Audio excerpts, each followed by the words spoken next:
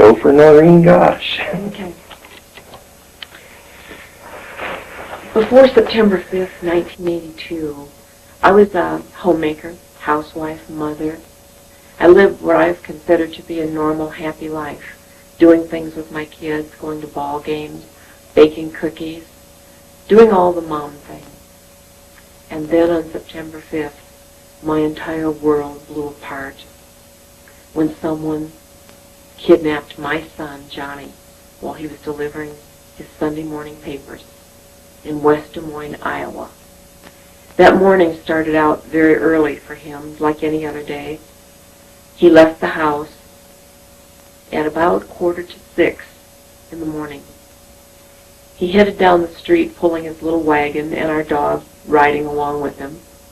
He got as far as the corner, about a block from our home, when a man stopped him and asked for directions. Johnny was always instructed not to talk to strangers, so he didn't go over to the car and spend time.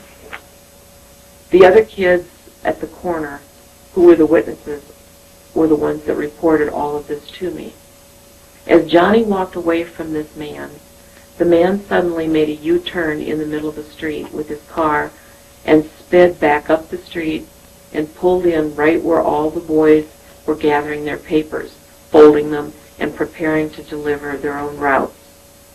The man shut off the engine to the car, opened the passenger door, and slid his feet out onto the curb and started talking to all the boys.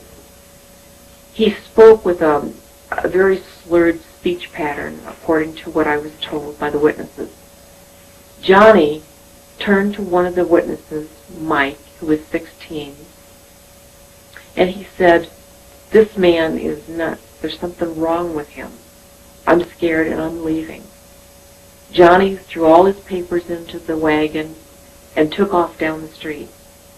The other boys that were at the corner at that time also left.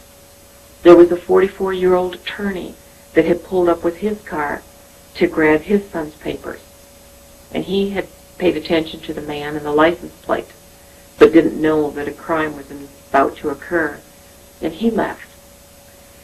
Johnny, as he was walking down the street, was just minding his own business when Mike heard our little dog growl. At that very moment, the man who had driven up in the car suddenly pulled himself back in the car, slammed the door, started the engine, and then reached up with his hand and clicked the dome light 3 times. At that very moment, Mike looked down the street after Johnny, saw Johnny walking along, and then saw another man come out between 2 houses and follow my son. The man was about 6'3" and stayed about a half a block behind Johnny. I doubt very much that my son even knew he was being followed. He then went around the corner, out of the direct eyesight of Mike. A few seconds later, Mike heard a car door slam, the screeching of tires, and he saw that very same car that had been at the corner where he was sitting earlier run the stop sign, turn left, which was north, and head straight towards the interstate, which is out of town. This all took place in approximately 12 minutes from the time my son left home. At the time, we were asleep. His father and I were home asleep. We did not know our son was kidnapped. Normally, the routine would have been for Johnny to come in and wake up his father to go with him on the paper route. That morning, for some reason that I do not know today, Johnny did not come in and get his dad. He went on the route alone. That was the only morning in over 13 months of him having the route that he ever did the paper route alone. His dad had always been with him. Our nightmare just exploded. The phone began to ring. Neighbors didn't get their papers. Johnny's father, said, "I'll go and help him. He must be just running late." He left the house, came roaring back in the driveway a few minutes later and said, "Call the police immediately. Johnny's gone. Somebody took him." His wagon was sitting up on the street corner, full of papers. Not even the bundle ties had been cut. I called the police and reported that we had a missing child. It took them 45 minutes before they ever showed up at our home. In that 45 minutes, I got busy on the phone and I called for my other 2 children to come home. One was working at a pancake house. The other was at college in nearby town. And I knew that it was serious. I knew we had to gather our family together. I called friends all around town, asking them to begin to search for my son. I called the Des Moines Register district manager for our area, Johnny's direct superior. She came over to the house and brought the names of all the boys and everyone that would have been at that paper drop site that morning. I called every one of them. By the time the police got to my home, I had a full description of the man, I had a description of the car, a partial license plate number, and every detail that every witness could remember. When the police got there, I filled out the missing persons report and signed it, and the cop looked at me and said, "Did your son ever run away before?" And I said, "He's never run away, period. Why would you say such a thing? Didn't you just listen to me when I told you what the witnesses have said?" And he became a little disgruntled, the fact that I would even utter a question or a statement like that. And he said he had to go back to the station. He left our home, and it was now about 8:30 in the morning. We did not see another representative of the police department until 3 in the afternoon. We were on our own. We organized search parties. We had contacted the media. We asked for help from the public. Thousands of people came forward in West Des Moines and formed search parties and searched the state parks, searched cornfields, searched everything around the area where one might think a violent crime could have occurred and perhaps a body might have been dumped if Johnny had been murdered. At one point, 20 of the searchers came back to the house, furious, angry. They came to the door and said, "I thought you wanted help." And I said, "I do want help. What's wrong?" And they told me that our police chief showed up at one of the state parks, drunk, got up on top of a picnic table, and shouted through a bullhorn, a loudspeaker, for everyone to go home because Johnny Gosch was nothing but a damn runaway. That police chief is no longer in office. His name was Orville Cooney, and he was shamed and had to leave office and was later arrested for shoplifting. So his character was not anything of a sterling nature to begin with. But that was the first big red flag that took place on our case. The fact that the police weren't going to look. We were on our own. At that point, I thought, well, the FBI is supposed to come in on the case. They always did on the FBI story with that from Jim Zimbalist Jr. So I called the FBI office. They did send 2 agents to my home. They sat at the table slurping down coffee and explained to me that they would not enter the case because basically they had no crime. And I looked at them and said, "I have no son. What are you going to do about it?"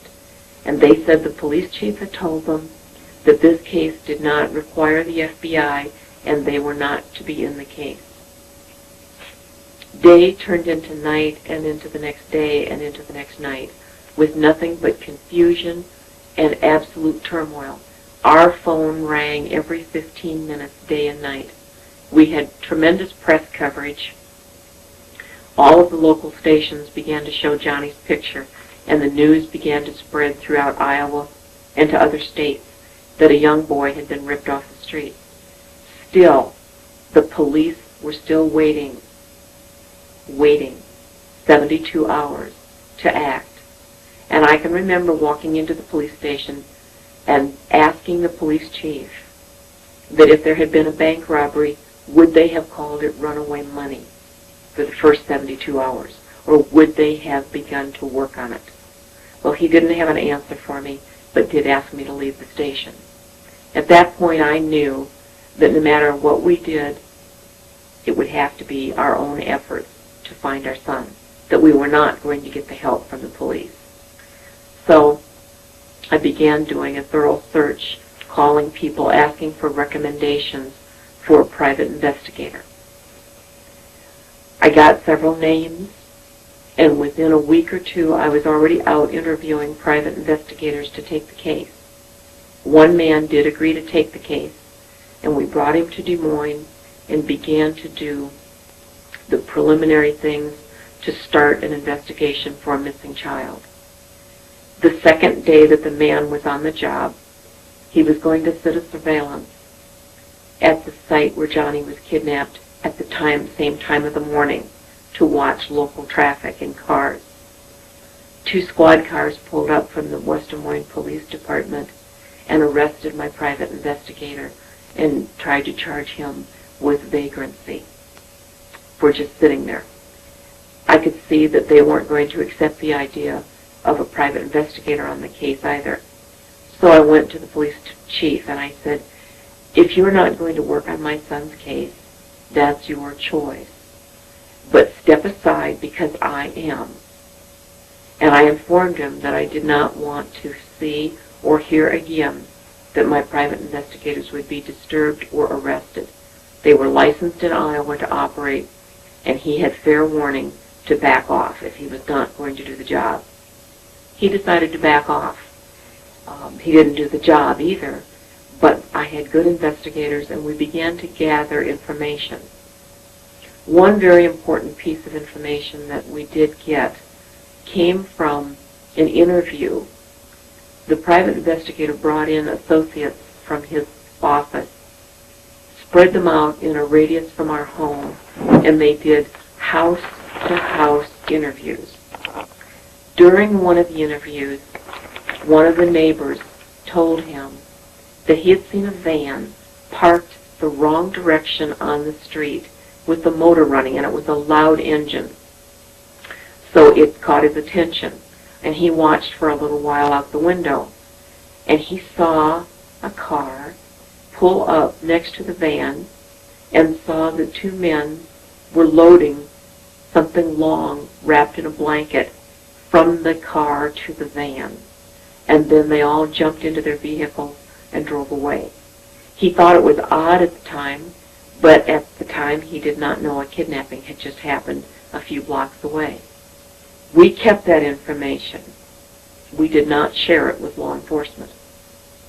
And I did that for a reason. Because I knew that someday somebody was going to come forward with that piece of information. And if it had not been broadcast through the media, in newspapers, magazines, or any other way, then I would know that that person was telling the truth. It took many years of leads, disappointments, things that we thought would pan out to be the culmination of the case, that we would get our son back, only to be disappointed. It was like a roller coaster. It took 9 long years, and finally, one day, a young man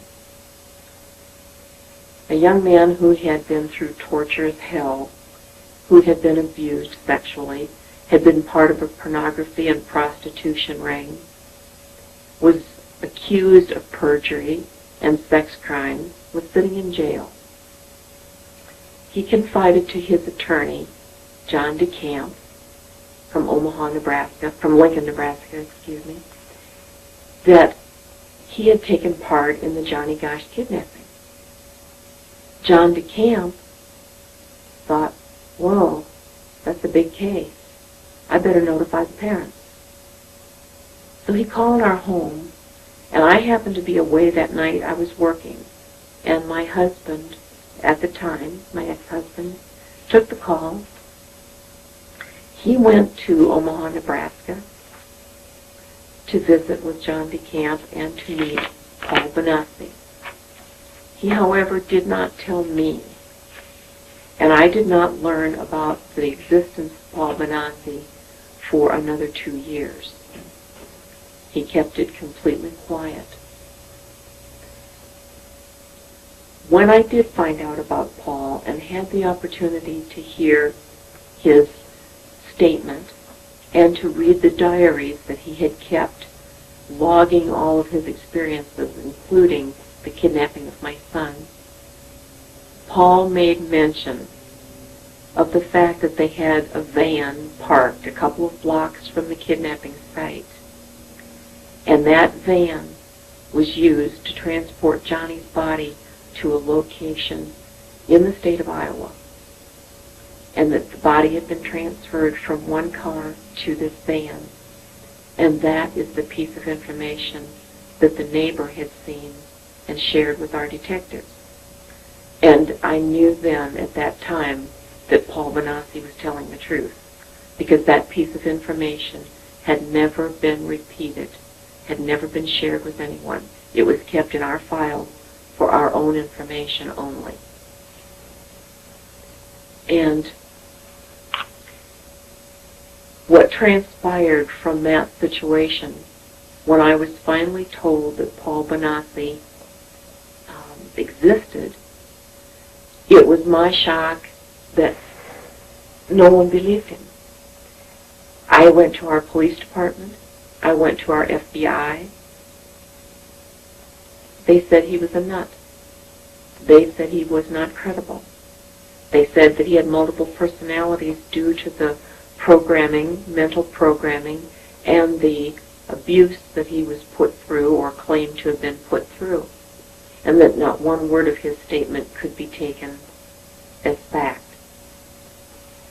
I had not ever met John DeCamp until many years later, but during the time that Paul Benassi was being disputed constantly, he never wavered from his story. What he said about Johnny's kidnapping, verbatim, remained the same after 11 long years. The kid was not lying. A lot of times when people manufacture things, they do not remember what they said to whom, so they trip themselves up. Paul didn't do that.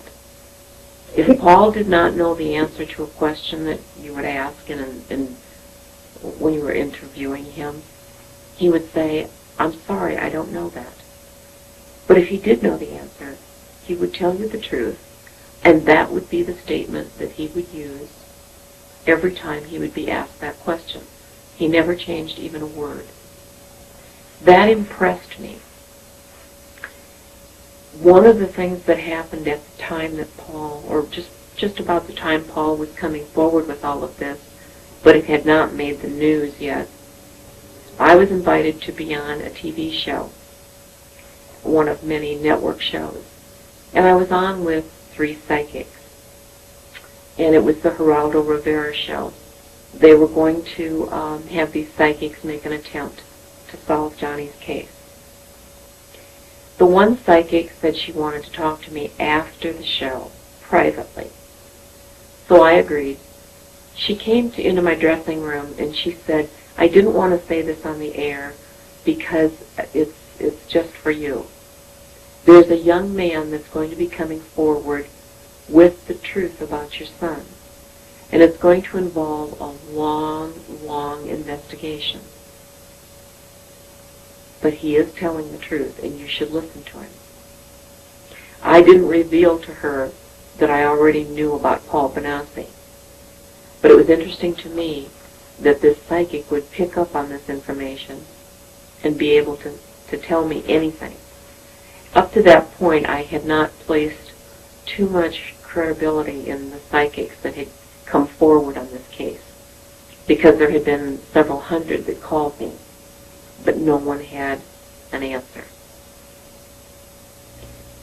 What my son was involved in was an organized kidnapping.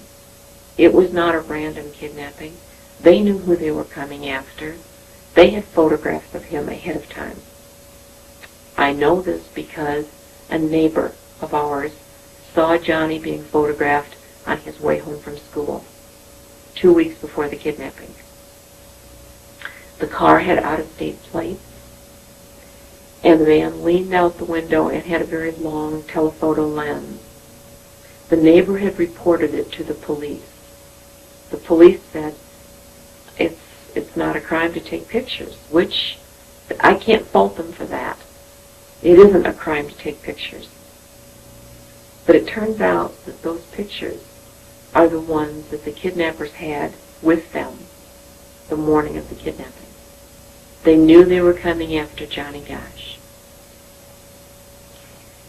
Paul Benassi was in the back seat. He was young. He was only about 4 years older than my son when he helped to kidnap him. They used a child to lure another child to the car. Many times parents feel that if they tell their kids not to talk to strangers, that's enough. And they're meaning stranger adults. In this case, these kidnappers were very clever because they used a kid to lure a kid, and it worked. Evidently, Johnny came close enough to the car, they grabbed him and pulled him in. And that's why he was kidnapped. That's how he was kidnapped. Paul Benassi had been part of what became known as the Franklin Credit Union scandal in Omaha, Nebraska. Franklin was a credit union operated by a man by the name of Larry King. Larry King was a fast-rising star in the Republican Party, but he also had quite an appetite for sex with little boys. And he operated a very well-tuned pornography and prostitution operation, where they would use young boys from boys' towns, as this was reported by many victims that came forward. Approximately 80 children came forward, all naming names in Omaha, Nebraska. This was all part of and tied to Johnny's kidnapping. And then I began to recall, 11 years later, that shortly after Johnny was kidnapped, about 3 weeks, there had been an article in the Des Moines Register. And there were 2 young girls taken from Des Moines. They were aged 13 and 14. They were taken to Omaha, and they were put into a pornography ring. They were found, they were returned to Des Moines, and the men were arrested. I took that clipping from the newspaper, and I went to our police chief, and I asked him to investigate it. And he looked at me and he said, I don't have a feel for that, so I'm not going to do anything. I asked him to call the police chief of Omaha just to ask about it. Since Omaha was 2 hours away from Des Moines, that could be feasible that they could have come from Omaha to Des Moines to take these girls. They certainly could have taken my son too. Still, I could get no help from the police. I went to the FBI office and asked the same question. They told me they would not do it. So at that point, I did the only thing I could think of to do, and that was to call a press conference. And when I did, I read the clipping from the paper, and I said to everyone that would listen, the reaction of the police chief and the FBI, that they would not even check out this lead.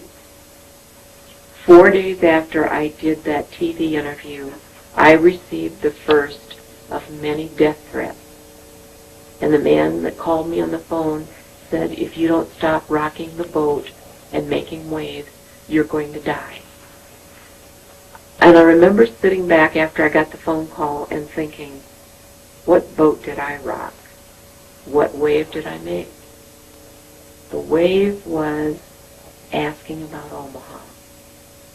I was knocking on the back door of the Franklin Credit Union scandal years before the story broke. And the authorities here in Des Moines were not about to let this story break. They were not about to solve Johnny's case.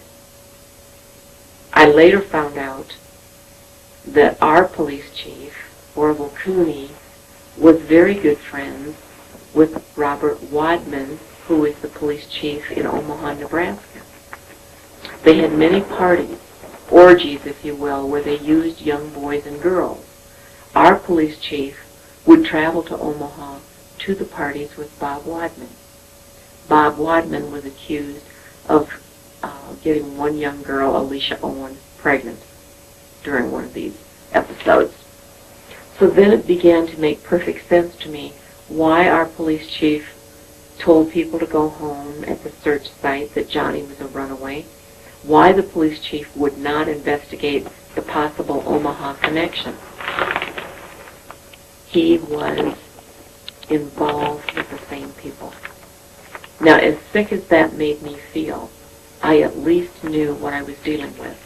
I at least knew what my obstacles were and what I had to continue to do. And I had to continue to keep Johnny's story alive, letting everybody in America know what was happening and that children were being ripped off the streets. At that point, I organized the Johnny Gosch Foundation, and I developed a program called In Defense of Children. And I went on the road. I went on the road speaking in churches, schools, civic organizations, network TV shows. I gave over 700 speeches in 5 years' time. I gave up what I used to call my life, or any type of recreation or enjoyment. I threw myself into this effort.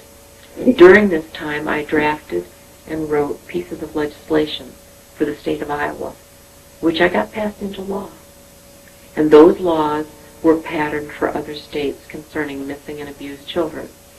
So, to me, Johnny's kidnapping had to stand for something.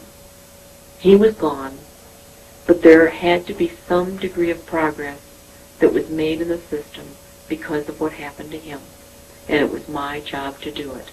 And I knew that.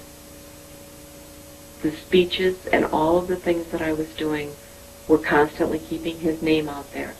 The awareness level was staying up. Every time I did a TV show or a speech, leads and information would trickle in for our investigators to look over and begin to work on. Slowly, piece by piece, we were able to put this huge jigsaw puzzle together and finally know what happened to Johnny Gosch and why and who's responsible and how they profited off of many young children. Kiddie porn is a multi-billion-dollar business in this country. The only reason that it is because of supply and demand and supply. Somebody has to supply the children to the pedophiles who have the yen for young children and the money to pay for it. My son just happened to be one of them.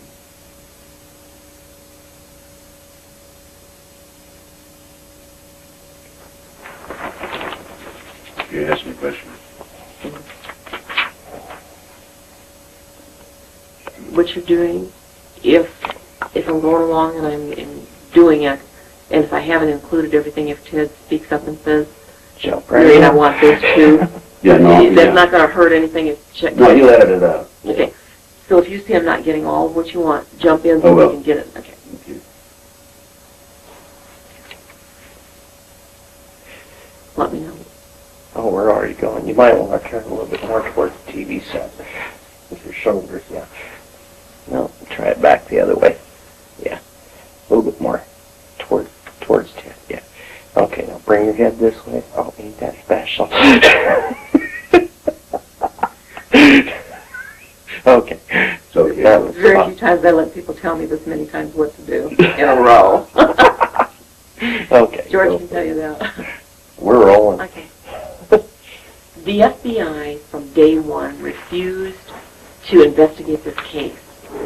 But the thing I think that appalled me and amazed me the most was that after Paul Benassi had come forward and identified the fact that there was a van parked on another street, after we had learned this in the neighborhood search that our private investigators did, the FBI, when it was presented to them, still said that Paul Benassi was not credible and they would not investigate that aspect of Johnny's case. The FBI never did do the neighborhood search until I complained so many times and so bitterly to our senators, Senator Grassley and Harkin, both from Iowa, that the senators got in touch with the FBI office in Washington, and then the FBI in Des Moines were forced to do the neighborhood search, house by house. And one of the neighbors told me that the FBI was very disgruntled when they showed up to have to do the interview 3 years later, and said the only reason they were coming out to do it is because Mrs. Gosch forced it through the senators, that they had not intended to do it at all. The whole point with all of this, in my mind, is why. Why would a police chief not investigate? Why would he not do the things necessary to try and find my little boy? And why would the FBI refuse to investigate a bona fide kidnapping case that had witnesses? Why would they keep saying, we have no crime? I got so sick of hearing that phrase, we have no crime, that it just about destroyed me. Were they that stupid? Did they not know how to investigate a case like this? Were they naive? Were they just compliant in protecting some bigwig that was a pedophile? Or were they involved in it themselves? Those are the questions that I've had all these years, and I have formed my own opinion as to why I think they did not investigate my son's case properly, and I believe that it is the last in his involvement. A few months after my son was kidnapped, approximately 6, there was a young boy kidnapped on the way to school. He was a high school kid, and he was driving an Eldorado Cadillac. And the kidnappers used the kid's cell phone to call the parents and tell them that they wanted a ransom demand of money. The FBI sent in many agents to Des Moines. They had the kid back within 36 hours. The next day, the FBI came to my home to gloat at how well they did the case. And Special Agent Herb Hawkins, who was in charge of a 5-state area, led the team as they came into my home. And he said to me that they really had to work on that case because there was a human life at stake. And my reaction was, well, what do you think my son is? Don't you think his life matters? And Herb Hawkins said to me, and I will never forget this, he looked at me and he said, Mrs. Gosch, there's something you don't understand. The other family, they're very wealthy. They're very prominent in Des Moines. We had to search for their son because they just are more prominent people than you are. Mr. Hawkins had no idea, but he did me a favor that day because he told me what the story really was. And I don't remember doing this, but I evidently picked up a coffee cup full of hot coffee, and I hurled it across the room, and the cup and the coffee missed Herb Hawkins' face by about 1/4 of an inch. At that point, he said, I can see that you're distraught. Is there anything I can do for you? And I said, yes, you can get the hell out of my house. Don't ever come back. If you're not going to investigate my son's case, then step aside because I'm coming through. I will find out what happened to my son, regardless of whether you accept the information or whether you don't. I will at least know before I die. Okay, what about the Johnny Gosch Foundation? Tell us about that and also the laws that you had passed. More details on the laws. Okay. Johnny was missing only about a month when I decided to form the Johnny Gosch Foundation. The foundation was to help raise money to pay for private investigators to search for Johnny. That was the primary goal in the beginning.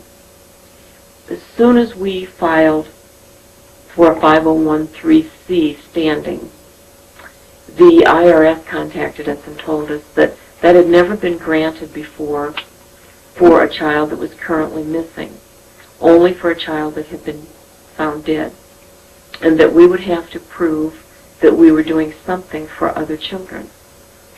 And we were put on a 2-year probationary period, which we passed with flying colors, because it was during that time that I drafted the first piece of legislation called the Johnny Gosch Bill. That bill provided for any family who had a missing child to get an immediate investigation started. No more waiting 72 hours, no more dragging the feet. The FBI would be called in and the investigation would start immediately. That law passed, and within 1 month after the governor signed it into law in 1984, the second newspaper carrier from Des Moines, Iowa, Eugene Martin, was kidnapped in the very same manner as my son. He started out on his route, and 2 men grabbed him and threw him in a car, and off they went. Same scenario, same people.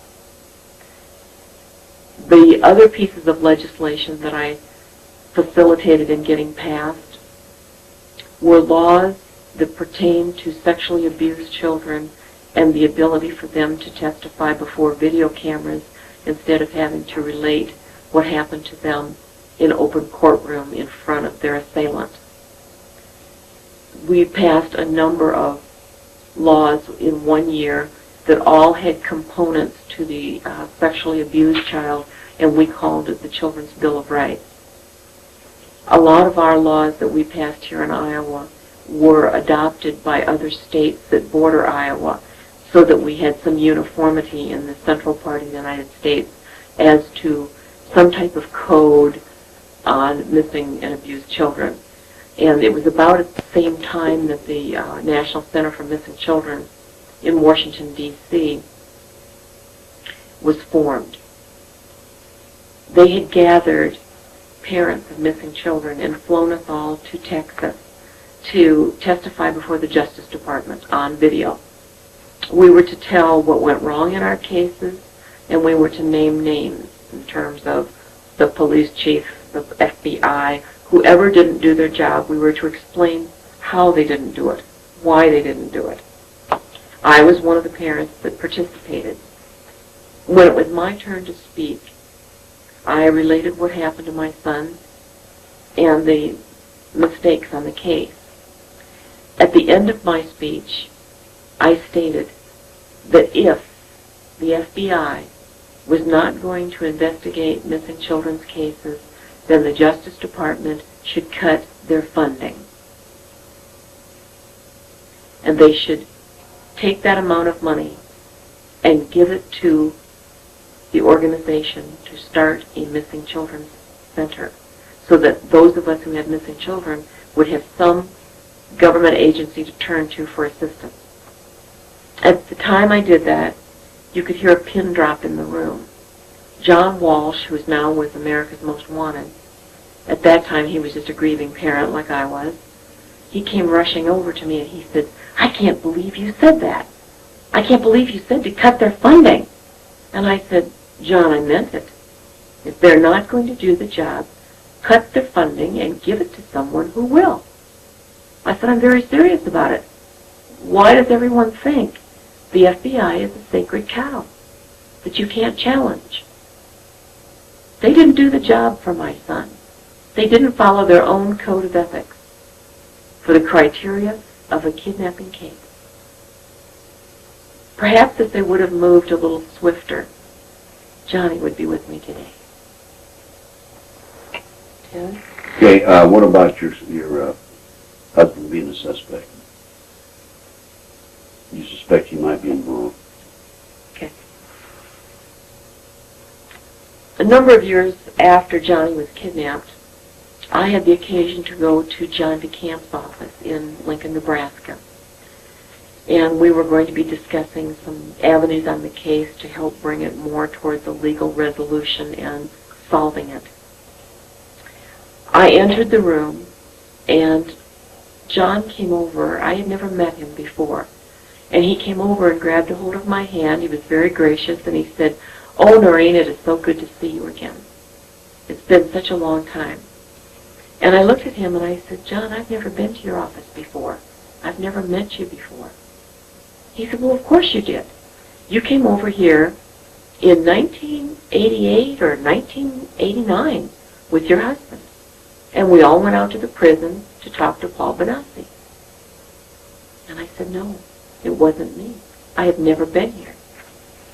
So at that point, John DeCamp called his main secretary and office manager in, and he said, "Didn't John Gosch come over here in 1988 or 89, and didn't he bring Noreen, and didn't we go out to the prison?"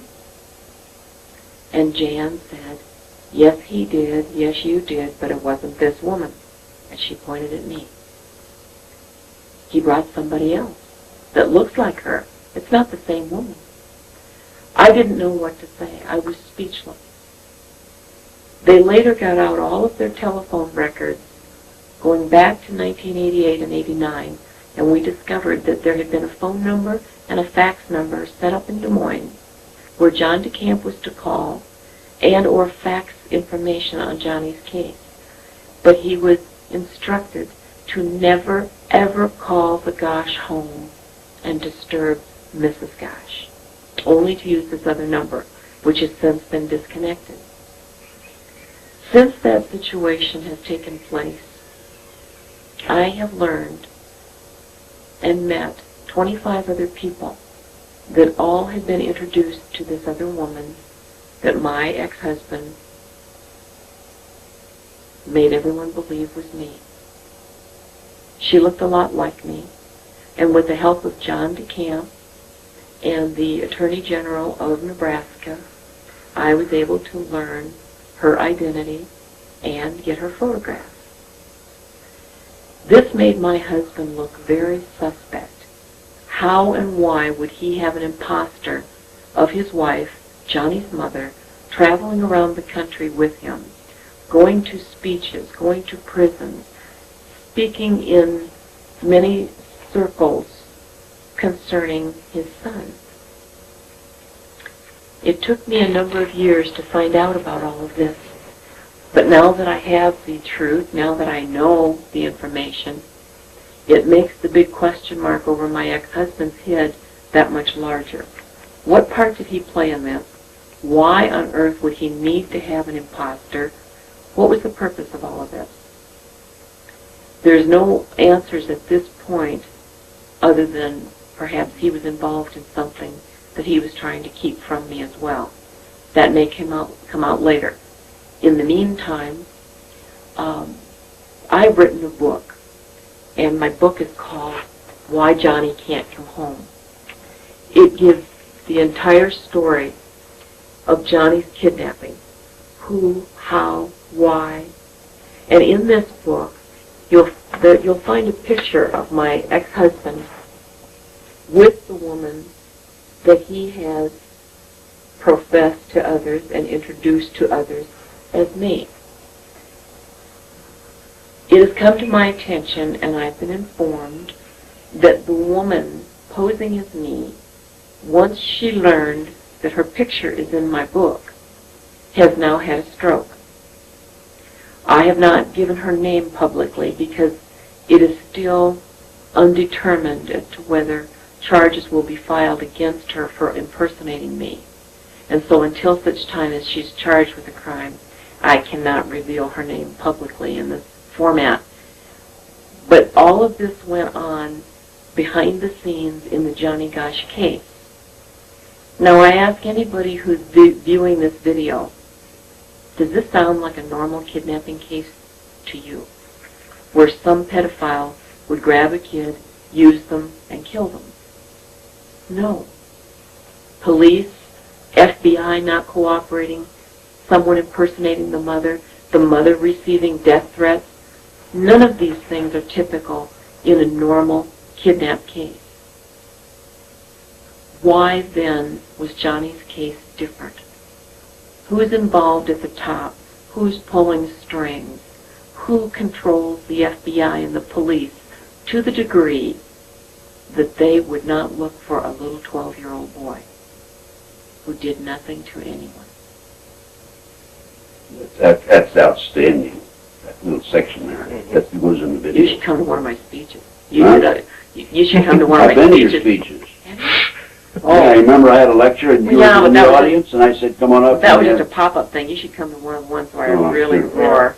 Okay, now, Fire, brimstone. Noreen Gosch. Here's what I want you to cover. I want you to cover.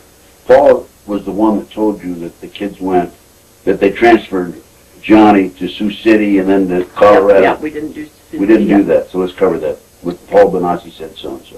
I think we'll start back at the van. Yeah. Okay. At the time that we learned from Paul Benassi, who was confirming the fact that there was a van parked on the street with a motor running and a body was transferred to it, or something long wrapped in a blanket was transferred to the van, and Paul identified that situation as Johnny's body being moved. The van pulled out and headed for Sioux City, Iowa. The other vehicle that was involved also left the area, and they all rendezvoused at a farmhouse outside of Sioux City, and it was on the Charlie Kerr farm. On that farm was an old house which has since been burned down, but Johnny was kept in the basement for a period of 2 weeks. He was sexually abused by Paul and one other young man on film. Paul was instructed to do this at gunpoint. After Johnny had been kept there for 2 weeks, a man by the name of, they called him the Colonel, came to the farmhouse and paid the kidnappers cash. Paul remembered seeing many big bills, $100 bills coming out of his wallet. They were paid in cash for doing the job of grabbing Johnny. Paul identified this man as Colonel Michael Aquino. He then heard that Johnny was going to be leaving and going back to Colorado and to the West Coast with Aquino, and Paul did not see Johnny again until 1986 in Colorado, so reportedly at the Colonel's home, where they were having an orgy type of situation with adults using children sexually. And Johnny was there with Paul and many other kids. At that point, Johnny's identity was known as the name of Mark, and his hair had been dyed black to change his appearance somewhat. And Paul then, as I mentioned, lost track of him for a period of years. Let me interrupt you a minute. You said in Michael Aquino's home in Colorado. Is that right? Ranch. Okay. It was a ranch. We want you, yeah, because everybody can say, well, there's no credibility here, because I know he doesn't have a home in Colorado. He's got a home in San Francisco, you know what I mean? Okay. Paul Benassi reported to us that the ranch that they were taken to in Colorado belonged to the Colonel, and he referenced and referred to the Colonel as Colonel Michael Aquino, and that it was at this ranch in a remote area somewhere up in the mountains is where they had the parties, and all of these people would come where they know that they could use young children. Paul stated that the kids were also flown all over the United States to different parts of the country wherever there was a wealthy, well-heeled pedophile that wanted a boy of a certain description. This was quite common, to move the kids around a great deal. Okay. Yeah. How about Paul? Now, how about Johnny come to visit you? Okay. In December of 1996, I was invited to Los Angeles to be on the Lisa Gibbons talk show. I had been on there several times before, and this particular time, she had me on with a group of other mothers who had lost their children, and it was right before Christmas, and she asked if we wanted to give a Christmas message to each of our children if they were still alive. I looked at the camera, and I spoke directly to Johnny, and I said, Johnny, if you're still out there, and if you're alive and you're getting this message, I'll help you in any way I possibly can. I still live in West Des Moines. I've divorced your father, but I'm in an apartment, and my name and address are listed in the phone book so that you can find me. Contact me and I'll help you.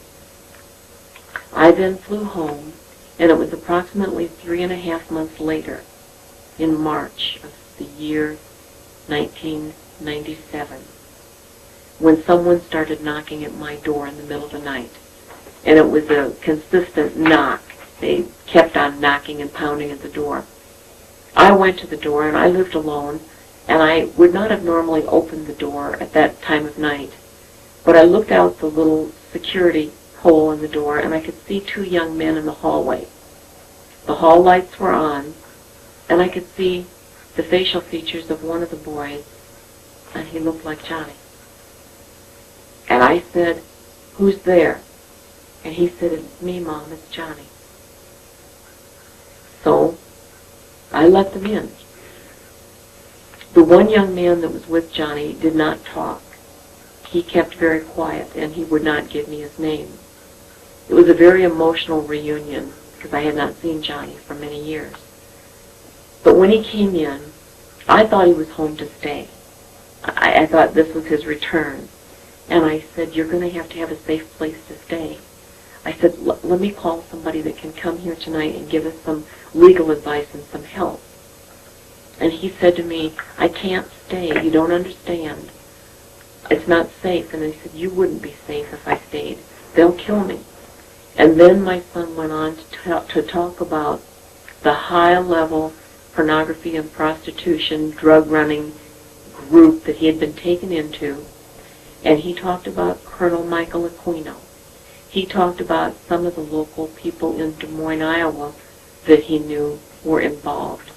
People across the country that were in high places politically, he mentioned. Some senators all the way to the White House. I sat there and I was shocked because I had not heard any of this. And he told me that he wanted me to get his story out.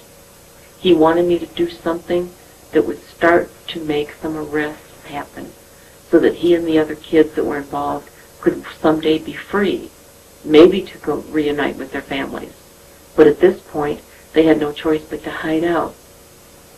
He also explained to me that he and a couple of the other boys had stolen a car earlier, several years earlier, and that's how they got away from the actual kidnappers, the ones that actually controlled their movements on a daily basis, keeping them in safe houses across the country. And that when they stole this car, they went to one of the boys' homes, and his father was a CPA in another city, a very well-respected man. They stayed there several days.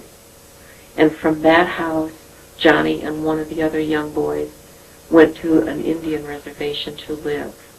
And Johnny ended up living on many Indian reservations in seclusion, disguising himself, making himself look like a Native American during that period of his life. And he did that to avoid being found. He went to an Indian reservation to avoid being apprehended, if you will, by authorities, because it's a sovereign state. They knew they'd be safe on an Indian reservation. He remained there until publicity again started to reach a high level nationally concerning his case.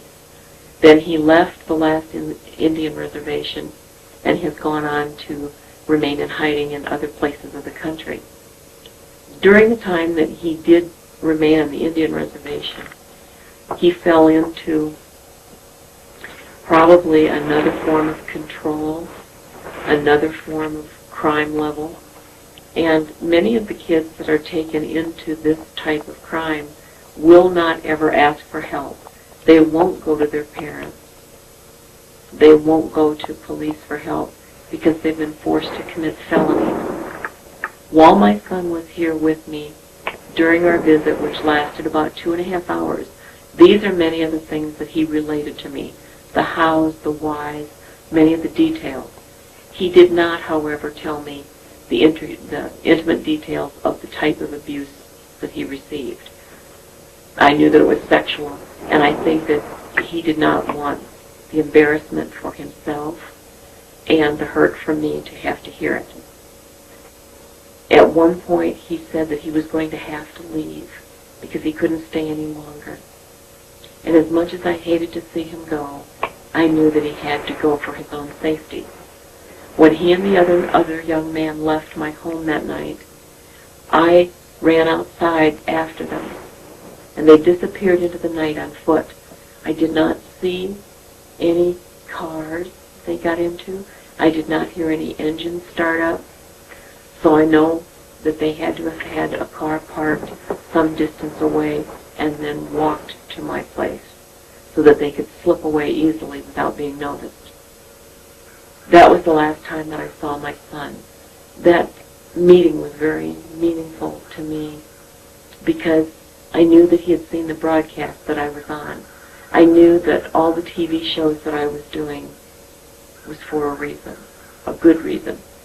The off chance that my son might see the message that I was still looking, I still cared, and I still love him. Did he mention any snuff films?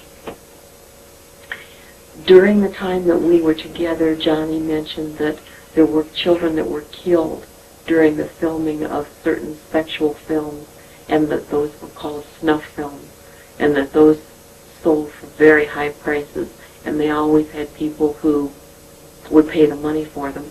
And in that type of a film, there had to be more children used because the main character died. And he did explain how that worked as well. A lot of people in America don't want to think that this is happening, let alone the degree of filth that is associated with it.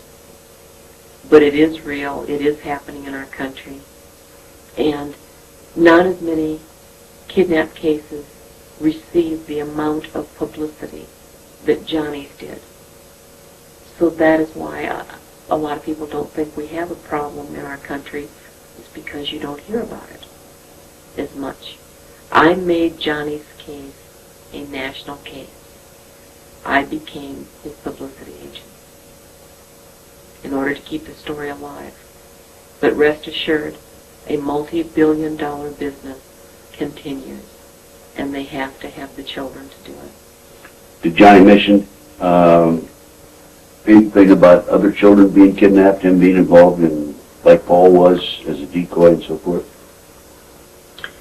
One of the things that disturbed Johnny a great deal, as he explained it to me, is that when they have the kids and they start to grow up, and they outlive their usefulness in terms of a sexual object, they then are turned into perpetrators to kidnap other children. While they're still young, they're used as lures to lure other children. But in adulthood, they're turned into perpetrators.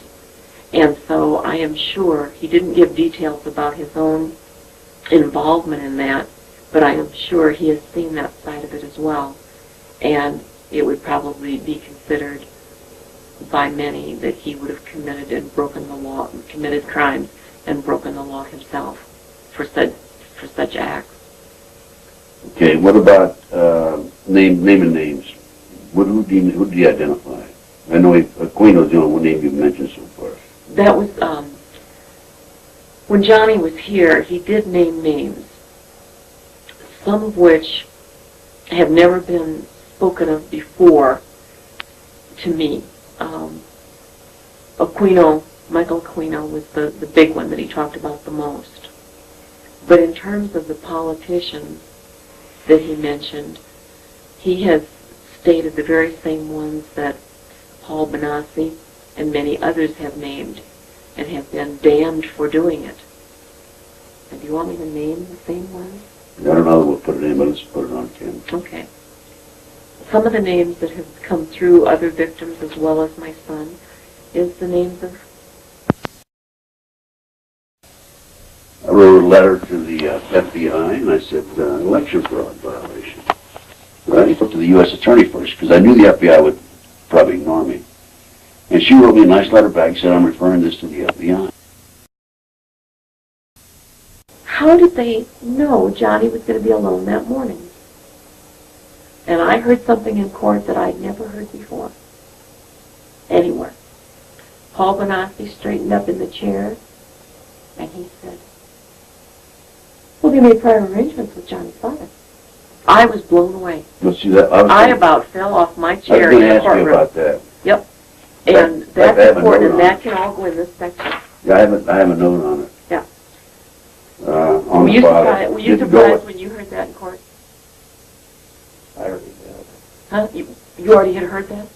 I have a note. Why? I have a note on that right here. I was going to ask you about that.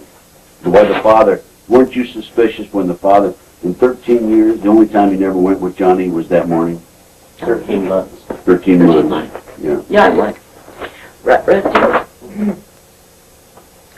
how did you know that John... Oh, wait a minute. Being in circles. I know. I remember what you told me in Cant's office. Do you remember?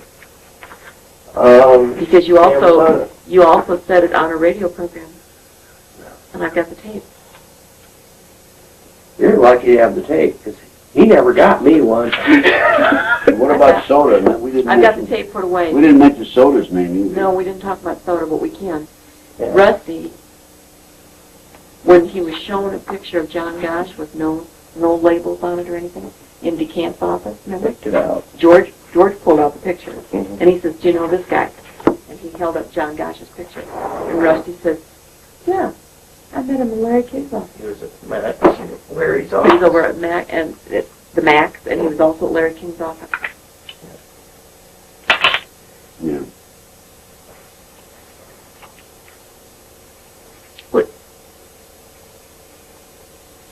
Karen Burns told me that the very first time she ever laid eyes on John Gosch, she suspected him. Your husband. Mm-hmm. Yeah.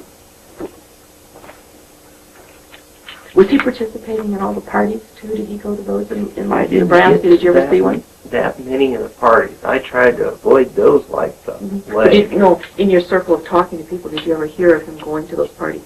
Because, see, he was gone all the time, Rusty. He'd leave on Sunday morning. He wouldn't get back till Saturday night. Mhm. And then he would get his laundry done, pack up, and he'd leave again. He would never tell me where he was staying. I never had a phone number or an itinerary Part of the network. of where to reach him. Yeah. Have we got new film in there? Is it running? Oh, God. Okay. All right. Hey, that's the best stuff. Let's go with it. Go. I figured we got this much time. Okay. In 1999, John DeCamp called me and asked me if I would come to Omaha, Nebraska. Start again. In 1999, John DeCamp called me and asked me if I would come to Lincoln, Nebraska to testify in a federal court hearing for Paul Bonacci. Paul Bonacci was going to file charges against Larry King for his own abuse that he received at the hands of Larry King. It would be one of the first times the victim was able to do this in a federal court. I testified about Johnny's story, what happened, but then the most interesting thing started to develop when Paul testified. The judge asked Paul to relate the entire story about Johnny's kidnapping. Paul told every detail of how Johnny was kidnapped, why, for what purpose, the fact that he was taken to Sioux City, then sold into this ring. The judge then asked Paul, how did the kidnappers know Johnny Gosch would be alone that morning on the paper route? And Paul Bonacci sat straight up in the chair. He looked at the judge and he said, prior arrangements were made with Johnny's father to be sure that Johnny would be alone on the route that morning. I was sitting in the courtroom. I had never heard this before in all the years of the investigation, and I about fainted. The other key question that the judge asked Paul Bonacci was, why did they pick Johnny? What did they want him for when there's so many runaways to choose from? And Paul Bonacci said, Johnny fit the criteria of what they were looking for in a victim. someone to use in this manner. After the judge ruled in favor of Paul Benassi in this federal court ruling by Judge Erbaum, which awarded Paul Benassi damages in the amount of $1 million, the judge also stated in court that he believed that Paul Benassi was telling the truth about his own abuse and that of the kidnapping of my son Johnny. To me, this meant new information and a new focus for the investigation. I traveled back to Des Moines and I made an appointment with the police department and the county attorney. I presented them with the information about the federal court ruling, Paul Benassi's testimony about Johnny's kidnapping, and they looked at me and they said, "Well, I'm sorry. We simply do not accept Judge Erbaum's ruling. We do not feel Paul Benassi is credible despite what the judge has said." I then went to the new governor of Iowa, Governor Tom Vilsack, who had taken office several months before. I approached him because I know he has the power to force the law enforcement to act.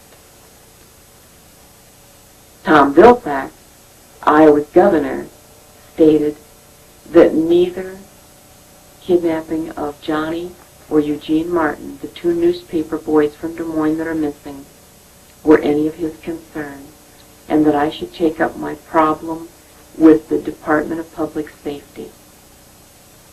That's the message that he gave me. He was not concerned. In Iowa, the Department of Public Safety does a lot of things. They place traffic lights at busy street corners. They do lots of other things, but they don't do kidnapped children. But the governor wasn't interested. This is, again, the reaction that I got when the evidence was given to these men. I would ask the question again, is it utter stupidity? Do they not understand how to do an investigation? Is this investigation, these crimes, so far out of their league, they don't know what to do? Are they protecting someone who is high up in our government? Or are they involved themselves? Or is this all four? It's a multiple choice question. Think about it and you choose. What has happened here is a travesty. The horrible miscarriage of justice and the tragedy of two young boys being ripped off the street should never have been allowed to happen. And even though that it did, there should have been a prior or much better investigation after this new evidence, especially after this new evidence was reported. Did the police ever investigate the Martin case, Martin kidnapping? When Eugene Martin was kidnapped in 1984, they This was brought... 6 months after Johnny. No, it was 2 years. 2 years, okay, start again. 2 years after my son was kidnapped in 1984, Eugene Martin, another paper carrier, was kidnapped off the streets of Des Moines. At that kidnapping, the FBI they were called in. They brought in 22 agents from Quantico, Virginia, to investigate the case, something they didn't do for Johnny. They did aerial searches, which they wouldn't do for Johnny. They brought in dog teams, which they didn't do for Johnny. All of the things that should have been proper investigation for Johnny and wasn't done, they did do for the Martin boy. I don't understand why there would be such a difference, except that there was a public outcry. The citizens of Iowa raised the roof at 2 kids being kidnapped. When it was just my son, there was not that public outcry, and I don't understand why. A few months before Paul Benassi was kidnapped, or before Eugene Martin was kidnapped, a man called me by the name of Sam Soda. Excuse me, go back. Start again, say a few months before Johnny. A few months before Johnny was kidnapped, a man by the name of Sam Soda, a private investigator locally, called me. He wanted to meet, and he said that he had information that there was going to be a second kidnapping in Des Moines. When I asked him where, how did he know this? He wouldn't reveal his sources, but he told me that it would be the second weekend in August of 1984, that it would be the south side of Des Moines, and it would be another paperboy. And I said, well, why are you telling me? And he said, so I could go to the authorities.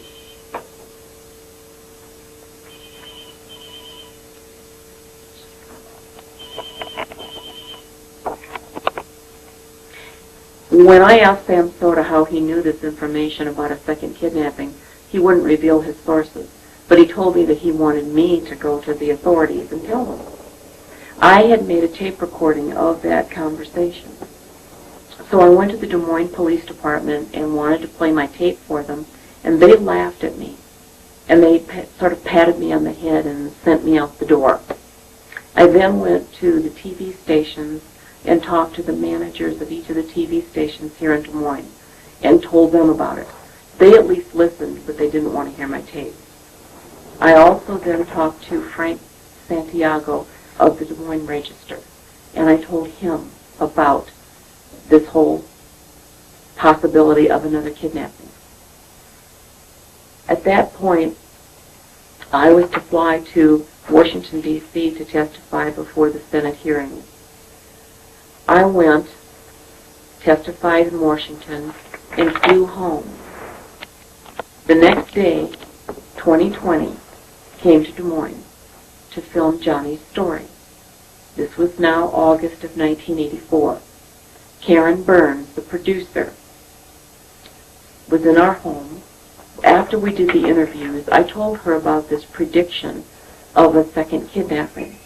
And I told her about Sam Soda, and I let her listen to the tape recording. And she said, well, what have you done about this? And I told her I went to the police, I went to the press, they all know about it. She says, I think I'll stay the night. So the film crew flew back to New York. Karen stayed in Des Moines. The next morning, my phone rang, and... Okay, let's start with the next morning.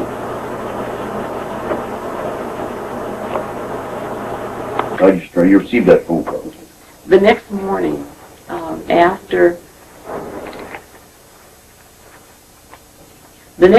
our phone rang early, and it was the TV reporter from Channel 5, which is our ABC station in Des Moines, and he was telling me that, yes, Mrs. Gosch, there's been another kidnapping, just like you said it would happen. And he was just out of breath. He was a real young kid. And I said to him, how do you know it's a kidnapping? He says, I just heard it.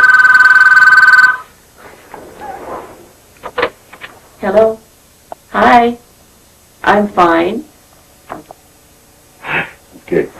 The next morning, my phone rang, and it was a reporter from Channel 5, our ABC station, and he starts out by saying, Mrs. Gosch, there's been another kidnapping, just like you said was going to happen, just exactly the way you said it would happen. The south side of Des Moines, another paperboy. He said, the FBI's been called in. And I said, how do you know all this?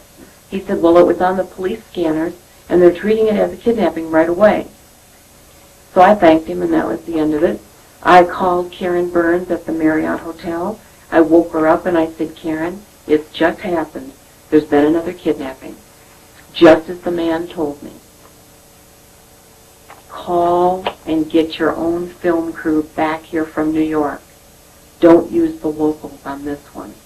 So Karen called New York. They got a film crew on a plane, and by about 9 o'clock, they were into Des Moines. They blasted into the Des Moines police station with a microphone in her hand, and they shoved it in the face of the police chief, and they said, are you going to do aerial searches for this boy? They didn't for Johnny Gosch. Are you calling in the FBI? They didn't for Johnny Gosch. Are you bringing in canine teams? They wouldn't for Johnny Gosch. And they put the police chief on the spot, and this went on national television. Later, they continued to investigate the Martin case, and he was not found either. However, I thought the police would come to me like men and want to discuss the tape I had.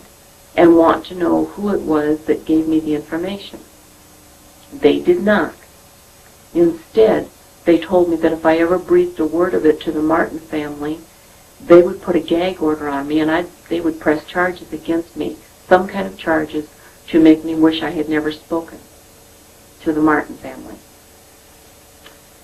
Well, it was apparent to me that they did not want the word out that the second kidnapping had been known ahead of time and that it could have been prevented. So what was Sam Soda in this whole concoction, this whole equation? Sam Soda, according to Paul Bonacci, they called him Soda Pop. Sam Soda, according to Paul Bonacci, brought photographs of my son to a motel room the night before the kidnapping and said, "This is the kid that we're taking in the morning." Sam Soda, according to Paul Bonacci, was present at the farm outside of Sioux City, and he watched as Paul Bonacci had sex with my son, and the pictures were snapped and taken of it. That he had been involved in the whole thing from the beginning, according to Paul Bonacci's testimony, which he gave in court, and which was ruled on in a federal court ruling as being true. Did they ever find the Martin kid? The Martin boy's never been found. Did Johnny or anybody else tell you or Paul that the Martin kid was part of the same operation, the same ring? In many of the discussions that I've had with Paul Bonacci, as well as some other victims, some who do not want their names mentioned, they have all said that Paul Bonacci told the truth, that he, in fact, did know that Eugene Martin was part of the same kidnapping plot, same people, same purpose in mind, as well as other boys throughout the country. One such victim also told me that Jacob Wetterling, a little boy from Minnesota, was also a victim of this same group. Has Wetterling ever been found? No, all the boys are still missing. I have been told, however, that Eugene Martin and Jacob Wetterling are both still alive. Hello? Hang on. A breather? They didn't do anything, it was just a static thing. Okay, are you on camera now? Mm-hmm. Okay. Did you tell the police about Soda at all, or did you tell the FBI about Soda? Knowing in advance of this kidnapping? Yes, I told the police and I told the FBI about Sam Soda. And all they said to me was, he denies ever saying such a thing. And I argued with them, and the police were not willing to do anything about it. It took many years later before I found out why. There used to be a place in Des Moines called Barry's Lounge. And upstairs in Barry's Lounge, they showed films, all kinds of adult variety films, some that were kiddie porn. And a waitress that had worked there called me on the phone after Barry's Lounge burned and told me that Sam Soda was the one that used to bring in a big brown sack wrapped with lots and lots of duct tape, and he would disappear upstairs on the nights that they were showing the films of kiddie porn, and that he in fact was the supplier and delivered the goods on the nights that they had those films. What goods? The kiddie porn films. Oh, the films. Mm-hmm. And that is how Sam Soda factored into it, and that many of the people that came to see the films were some of Des Moines' finest. Do you have the names of these Des Moines finest people? The waitress did not give me the names. She just said that they were Des Moines cops and some Des Moines detectives that attended. So therefore, when I would squawk about Sam Soda's involvement, there is no way that the police would ever approach him, ever do anything to him, because he was part of it. They were part of it. Did Paul, no, excuse me, go back. Did Johnny mention to you that these kids were also used in satanic ceremonies? Yes. Start again. Forget I asked you that question. You started. My son also mentioned when he was here that the kids were forced to participate in satanic rituals. And the rituals were more to create and cause the kids to... Turn it on. Better turn it off. Again? Did Johnny ever tell you about the kids being involved in satanic ceremonies? Okay. When my son visited, he also told me that the kids were involved in satanic ceremonies and rituals in which they did the killing of babies and sacrificing in some very bizarre types of acts. The rituals had a dual purpose. They were also used as a way to traumatize and control the victims as much as the exhilaration, so to speak, of the people that were involved in doing them. They would get a certain hype or momentum going with all of the participants, and they would enter into kind of a different mindset or frenzy in doing these rituals. And he felt that it was a dual purpose of control as well. Did Johnny say anything about where these babies came from that were being sacrificed? The only term that I can recall that Johnny talked about, as well as some of the other victims that I spoke with, they used the term breeder mothers as one. And situations where the babies would not be born in a normal situation where there would be a birth certificate in a hospital. The births were done in a home place, or the fetus would be aborted in a type of miscarriage situation before it would have reached full term. Did Johnny ever talk to you or tell you anything about the other kidnappings where they used these kids that they kidnapped for the satanic ceremonies?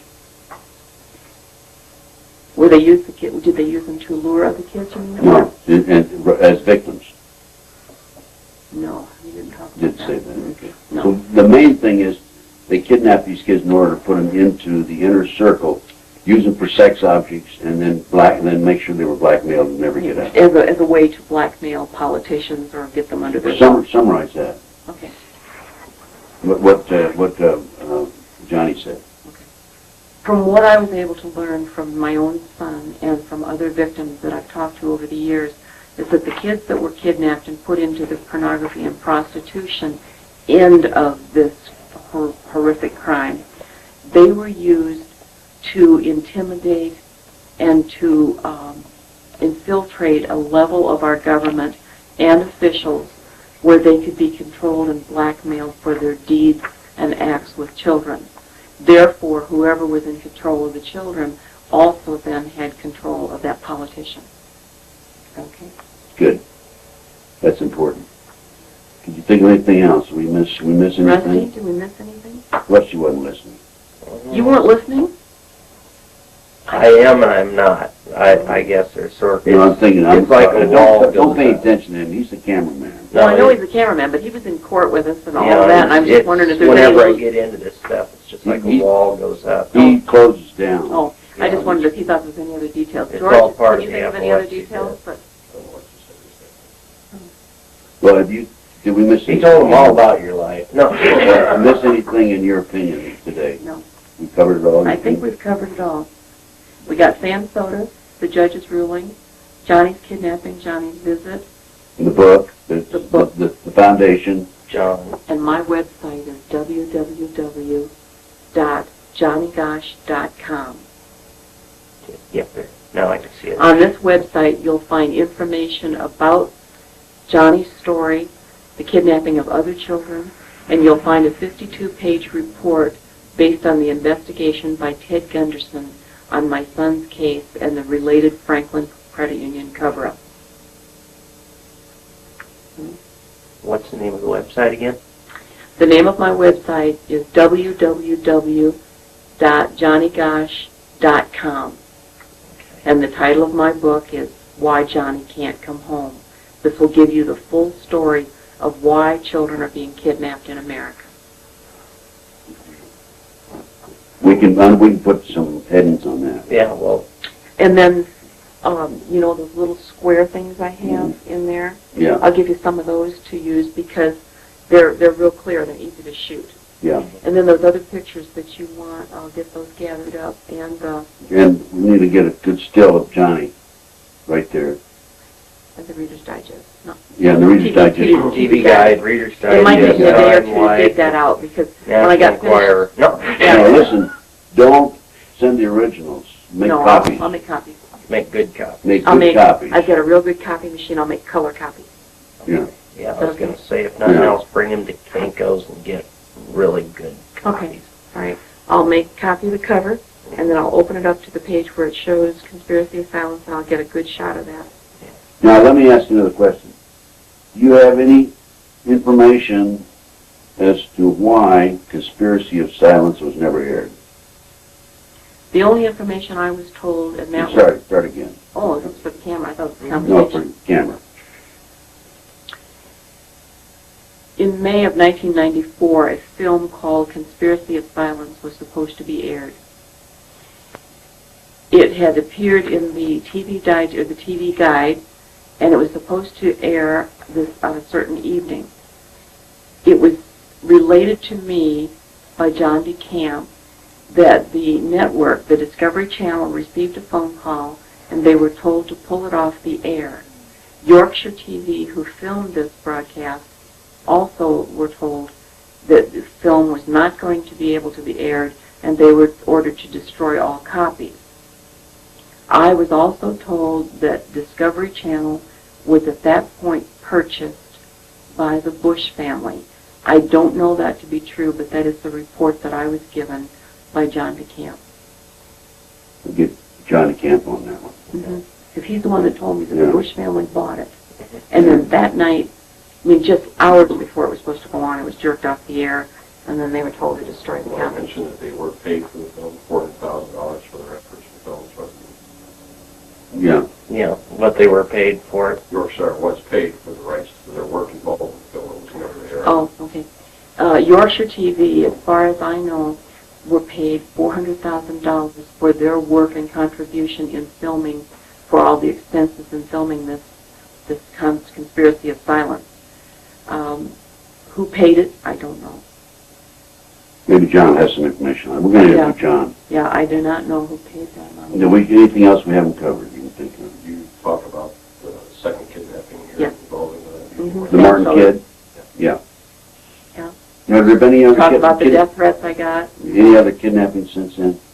Not in Des Moines or Iowa. Oh, I know a question I wanted to ask. In fact, I got it on my notes. Are we on camera now? What's the reaction of the Des Moines Register? In other words, did the Des Moines Register say anything or help you out in regard to the fact that the FBI and the police refused to investigate this? Did it come to your rescue? Did it give you adequate publicity? Did they support you? In the very beginning, when Johnny was kidnapped, there was a lot of publicity about Johnny's case, and they reported it fairly accurately. Then about a week or so... The Des Moines Register reported it. Start again. Okay. Instead of saying they reported it, because I'm not going to be on there. Right. The Des Moines Register, in the beginning, gave us adequate coverage after Johnny was kidnapped. Pictures of Johnny and a fairly good story about it. Within a few days, however, the story began to change, and it began to be slanted against the family. I received a phone call from a woman who worked in the newsroom. She would not identify herself, but she said, "You need to know this." The editor came into the newsroom and instructed every one of the writers who would handle the Johnny Gosch story to slant all stories against the family. And those were the orders that we were given. She said, "I'm a mother, and I can't imagine what you're going through. I'll lose my job if I give you my name, but you need to know what you're up against in this town." The Des Moines Register did start some kind of a reward fund. They collected thousands and thousands and thousands of dollars. Not one penny of it was ever given to either family of the Martins or me, but instead they someone decided at a much later date to give the money to a runaway shelter. So none of the money was used ever for Johnny or Eugene.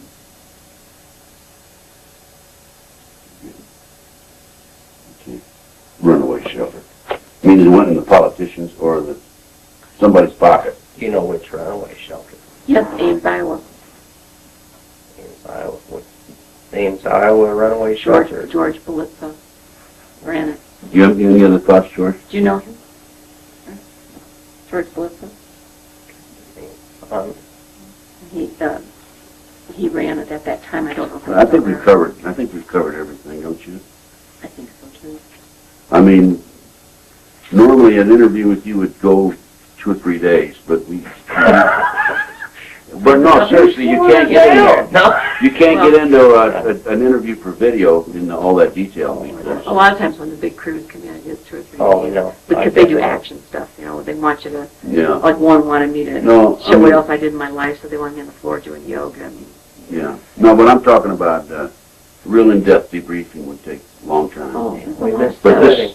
that's because there's so much, but for the purposes of the... For what you wanted, for Yeah, you to it's- clip and snip a little bit out. Yeah. Yeah, It's basically filler and highlight. Yeah. And you're going to want to hit the same points that John DeCamp and Paul Yeah. Van bring out so that it relates to how Yeah. Weave Yeah. it right in. connects with Des Especially Moines. the fact that 2020 spent years and hundreds of thousands of dollars working on this. And then deal. canceled the show. Yeah, to do that, that's another point. Yeah. Good, thanks, George. What would I do without you? I have no idea. Probably not be married. No, that's good, that's very Free, good. wouldn't he? So, Explain the Des why. Moines Register, Just cheap the and Des easy. Moines Register scared, the FBI won't investigate, the police won't investigate it. In 1997, I was approached by Karen Burns with ABC once again. They had done Johnny's story 4 or 5 times throughout all of the years. This time she wanted to do a 1-hour special called The Johnny Gosch Story, The Final Curtain, meaning the final conclusion of what happened. They spent 2 years and hundreds of thousands of dollars filming victims, filming everyone across the country that was remotely connected with this. And then we were told that it would not air. And they postponed and postponed and postponed until finally they told me that it would not air at all. In a later conversation with another producer at ABC, I learned that 2020 has spread the word throughout the ABC building that they own the Johnny Gosch story, and they are not going to show it or sell it to anyone else, that they will be the ones that will interview Johnny Gosch himself when he decides to come forward, and they will have the total exclusive in the country. And that is why it is on a shelf in ABC today and has not been aired. Do you think there's more than that to it? I believe, however, that there's much more to this.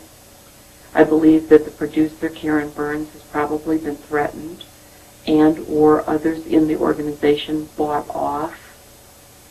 Disney has bought ABC, and it is a big player in the whole Franklin Credit Union situation. I heard that Disney bought 2020. They don't own ABC. ABC's a corporation. Oh, they just bought 2020 That's what I heard. Disney and Warren Buffett was 21% of Yeah. of the whole ABC. Because it's the corporation. Okay. Okay. So, All right, thanks. So let's start again on that. Okay. Disney's. Disney has purchased 2020, and from the investigation that has ensued with many mind control and sexual abuse victims, many of the kids were traumatized at the Disney World locations. This came about at the same time that my story was killed and being held hostage at ABC. One has to wonder if this is related and connected, since it's all about abusing and sexually abusing and mentally abusing and physically abusing children. At the highest level. At the highest level in our country. That's going to work? Yeah. Mm-hmm. We can slice it in enough to where... Well, I know you're going to be dissecting it a He's lot. going to spend an hour editing. Oh, I know. That's a big job to edit. Biology class revisited. It makes me I haven't interviewed him yet. I know. I'm going to interview him. I knew somebody should have just had a TV camera. You want to turn that off now? Oh, he likes to get all this candid stuff. That's right. No. That was when you were in the Senate investigating. My very first investigator, Denny Whalen, went Okay, to one good. of the auctions. Cover it. Early in the Johnny's investigation, shortly after I had hired Denny Whalen, who was a private investigator, he came to me and he said that he had learned that there were auctions of children that were taking place throughout the country, and that he had someone that could get him into the auction as a buyer, but he would need the financial backing that if Johnny came across the auction block that night, that he could buy him back for us, and the only thing we would be able to say to the authorities was that we paid a private ransom. So we arranged for financing by taking a second mortgage on our house so that we had the cash available. He went to the auction. That particular one was held near Houston, Texas.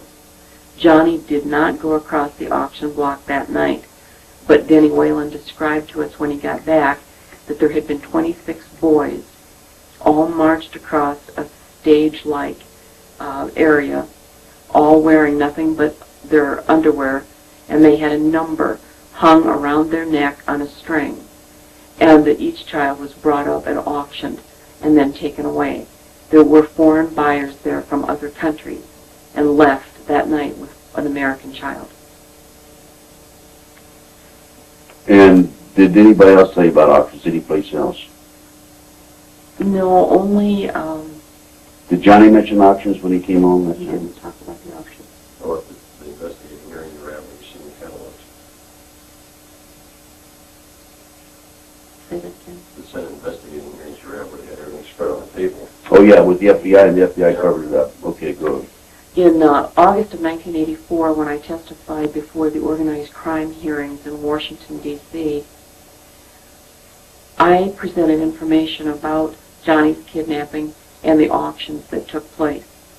Kenneth Lanning with the FBI also presented that day, and he also displayed on a conference table about 6 foot long all the paraphernalia that was seized during the arrest of a pedophile. One of the items that was seized was a catalog filled with pictures of children that had not yet been kidnapped. I asked for a copy of it, and I was told that I could not have that. The Washington Press Corps was there in full force. They filmed all of us. They filmed the table with the paraphernalia, and they filmed the picture of the catalog. It was reported in the Washington Press the next day. In subsequent interviews, Kenneth Lanning now has denied that that catalog ever existed, and he denied saying that he ever testified to that fact, and he has in fact called me a liar. Don't feel bad. He's said some nasty things about me, too. George, you got any other? Yeah, but who hasn't? Rusty. They're traveling with a See, little... listen to see what George says. I don't know for sure what you've done. Guess what they have out in the car? A black cat. I brought one pussycat. Well, we covered just, I think, just about everything we talked about at lunch. Didn't we? Yeah, I think we did. Those were good that you brought up though, because we had missed them. Yeah. You need another You job. mentioned anything, I know you probably said something about the book, but have you mentioned that there's probably been 60 or 100 more victims that have read your book come forward by email? Yeah. People that have contacted me. Come forward by email that verify if you're saying in there and that are still looking for help and know where to go. Okay, go. That's good. Go ahead.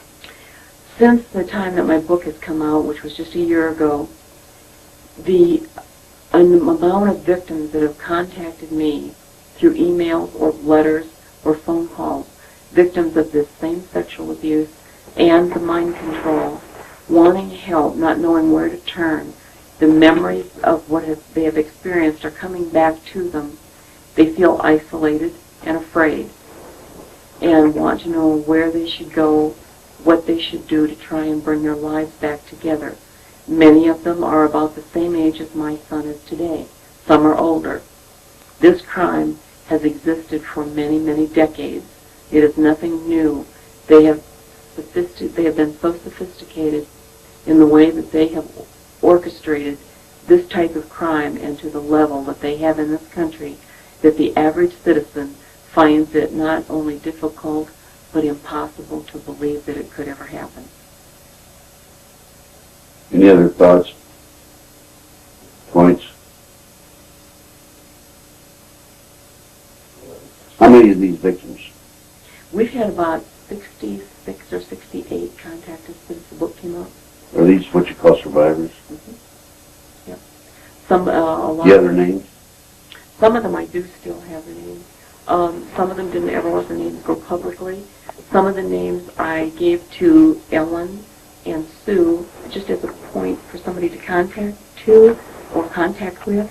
And both Ellen and Sue told me that they had such a full plate in their life they didn't want to talk to me. Yeah, what we really need to do with those names is gather them up. Gather them up and let them network with each other and then help each other on their own research. That's what I do when they call me. Yeah. I receive a lot of calls like that too. We're trying to get maybe some type of a chat area or chat room on the website that would be for victims to go into. Yeah. The problem with that is you get all kinds of people can get into it. Yeah, true. Weirdos. And it's got to be monitored somehow. Well, when they call me, I just put them in direct touch with each other by phone or by email, whatever they have. Yeah. And I have a drawer that is nothing but survivors. So if you can get those to me, I'd like to have them. Okay. Most of what I've received, the major portion of them were emails.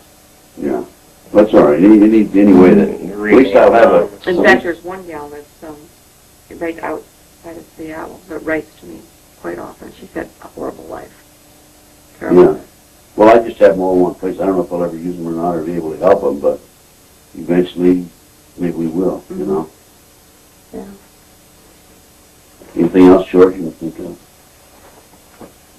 Rusty, anything you can think of? I was kidding about you not listening. Wish me luck. Paul told me about it. They were auctioning kids off in Toronto, Canada, and also Las Vegas. I had heard about Toronto and Las Vegas through Paul, but I didn't know about the place outside. And also, I've got the name of an investigator who attended. What's that? I was in one of them at Las Vegas. What were you brought there for? I was brought in with Larry. I didn't know what the hell they were doing. Larry flew into this one. And as far as I can tell from going back, it's up by Area 51. It was where? It's up by Area 51. Oh, by Roswell? Yeah, no.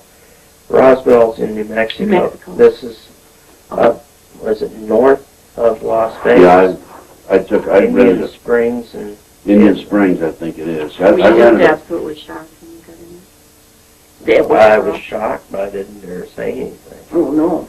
You know, How they were many kids did they auction that night? what was there, about a dozen or so? It wasn't that No, look at many. me. I wasn't They don't there. have great big huge ones, about 20 kids at the most at a Paul time. told me he's been to 6 auctions, and the number varied from 6 to 36. And they were Toronto and Las Vegas. And then I have an investigator on another case who's been to Lincoln at the barn. And I had a tip on an auction at the barn one night, and I called John. He started going up and down the road. And I was told later by a source that the deputy sheriff's radio dispatcher is into the satanic movement. And then when the call went out, check on this barn, they dispersed the auction. There's supposed to be a huge compound off of 80 West, just west of Lincoln. Yeah. With surveillance cameras looking so they can see who's coming, armed guards into the garden gates, and Yeah. satanic type deal. That the lady in Connecticut was telling us about. That's what How far out east of Lincoln, or west of Lincoln? It's the ways. Well, she said it's just west of Lincoln before, and once you get west of Lincoln, you got, what's that, Grand Black, you got nothing between there. Yeah. But it's got to be a hilly Didn't you area. mention Norfolk? Or North? North Platte. North. North Platte. No, not North Platte. There's another town. I've had survivors send me maps. You know, I'm a one-man army. I can't do It's this. huge. It's the Yeah. There's a big one in Pennsylvania, and I've got the one in Pennsylvania. I've got a map of all that. this one's in Nebraska. And it's off for I-80. Yeah. And there's even somebody was telling us that the first rest area or something after Lincoln is the gathering point where they pick them up, take them, and then get from that rest area to the compound. They just drop them off on the interstate. Mm. Was the first one after one of the rest areas right after Yeah. Lincoln. Sandy was telling us that. Jerry found that out. You're right, it did come from Yeah. Sandy. She said that one of the rest areas there was a dropping point for. It's big. for Yeah, you need to talk to Sandy. Yeah. I think it was Sandy. Let me get through this first. And my 3 books. Well, I meant if you want some first stuff for this tape. Well, Might this is Sandy. Isn't it? Kira Dory. Oh, I'm going to talk to Sandy. Yeah. We'll talk to her in January. Definitely going to talk to her. At Well, this, let's get out of these people's lives. at this, Hmm?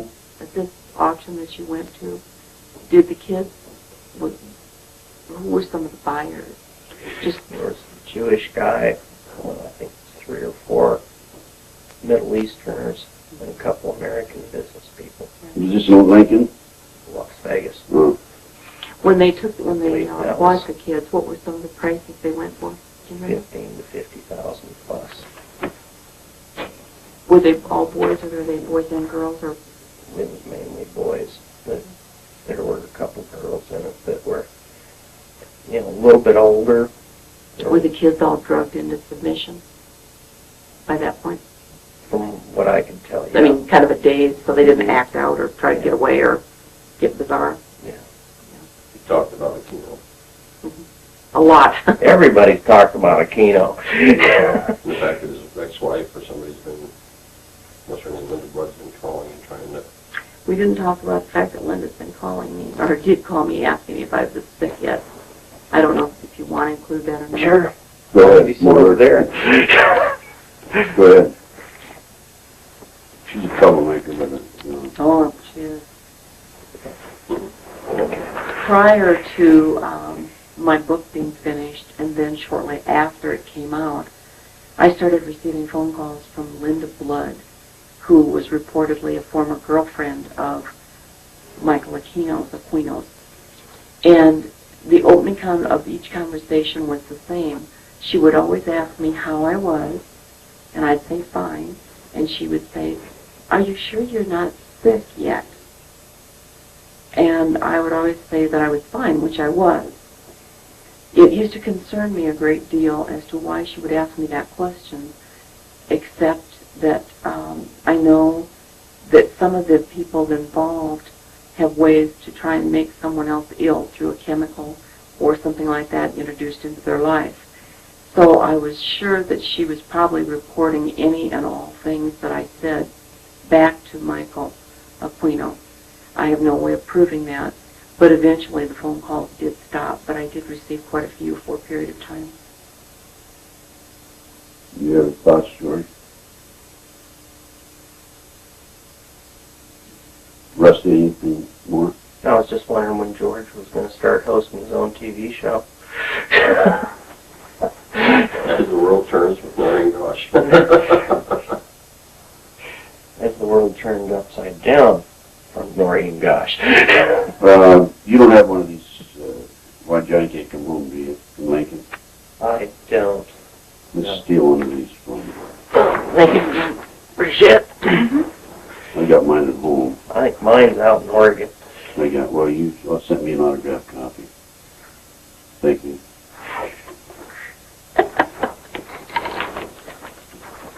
I knew there was something we had to remember. Noreen Gosch book signing. Mm-hmm.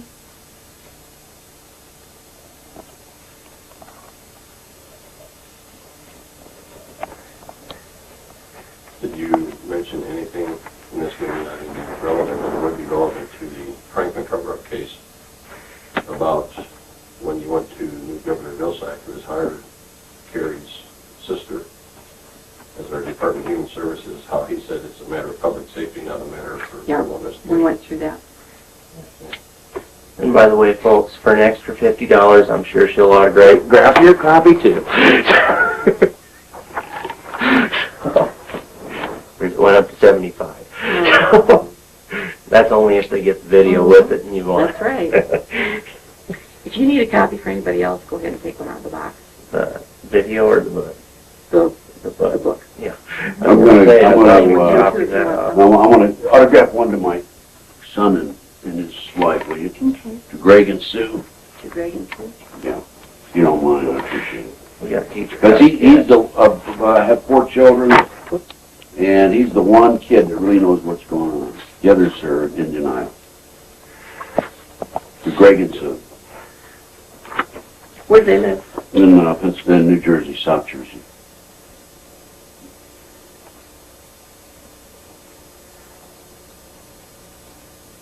As you can see how Noreen Gosch spends her evenings nowadays.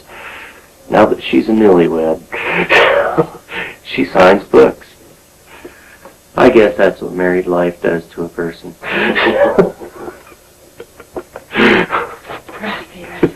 Good, thanks. You're welcome.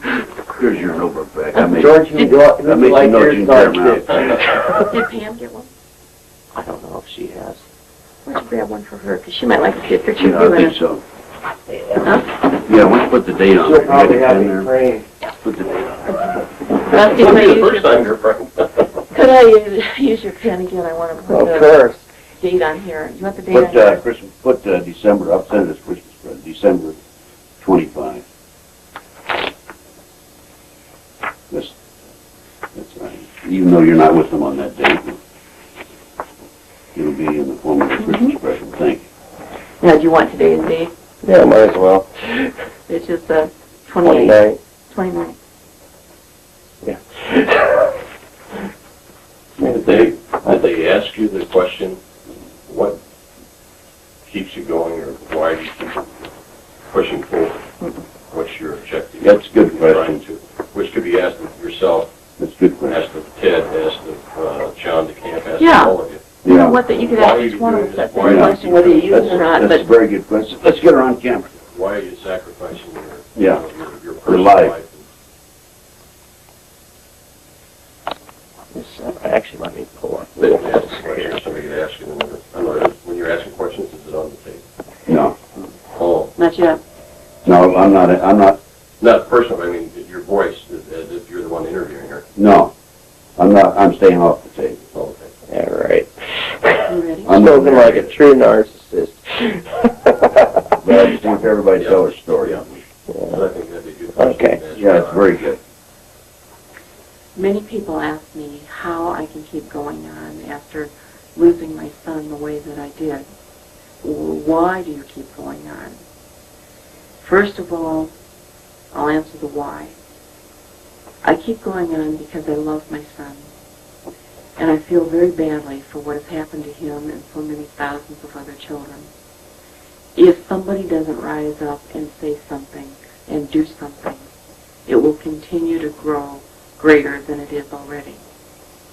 If parents don't band together, those of us who've lost our children, and let the others know, then there'll be more victims. The old saying, the buck has to stop somewhere, or the buck stops here, is what I believe. They took the wrong kid when they took Johnny Gosch. How I keep going each day? I do it day by day.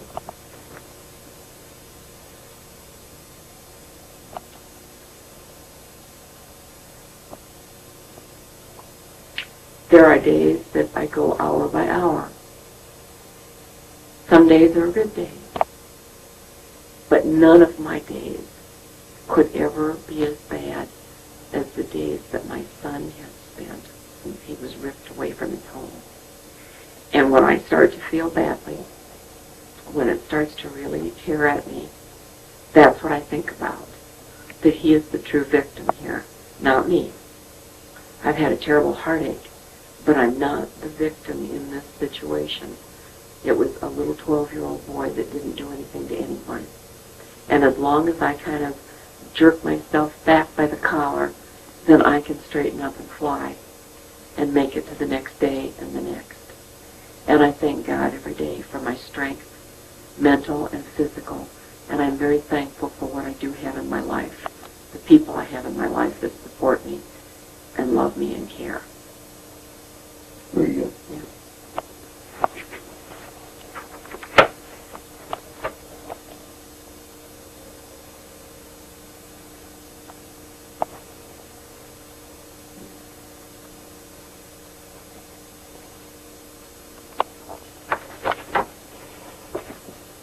Here's the one for Pam. We'll have to take glass out of it, though.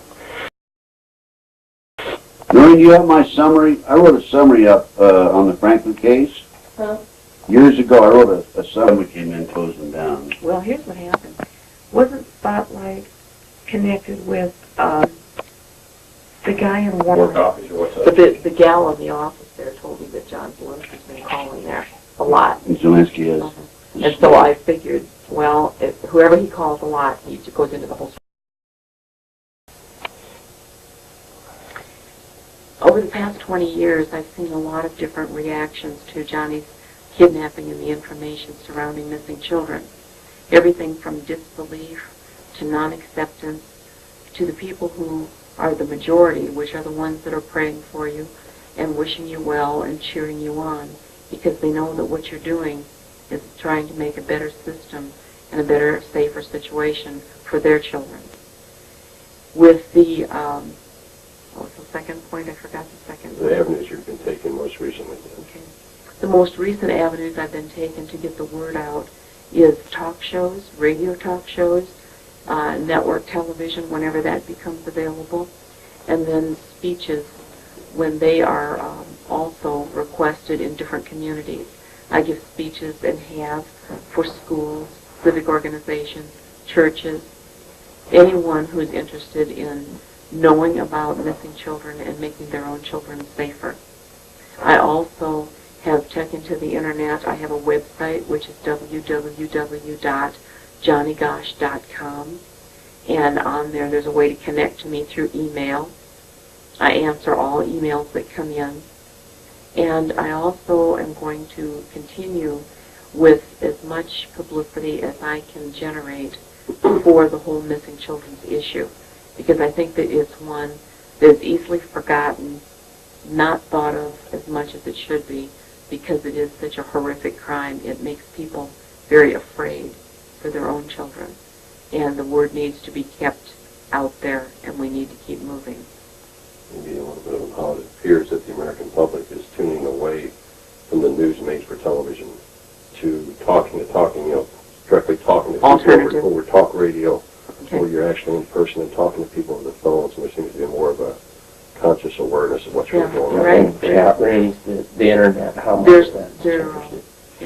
There seems to be a different turn with people and the news. The made-for-television news is not as appealing as much anymore because of the hype, and people are turning to alternative news media sources, both on the internet and Talk Free America Radio, the programs that are not censored, where you get the real truth about what is happening in our country and in our world. Question I have.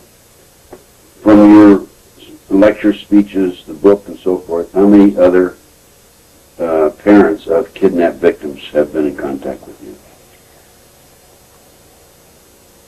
Over the long 20 years that Johnny's been missing, I have been contacted by hundreds of parents that have had missing and sexually abused children.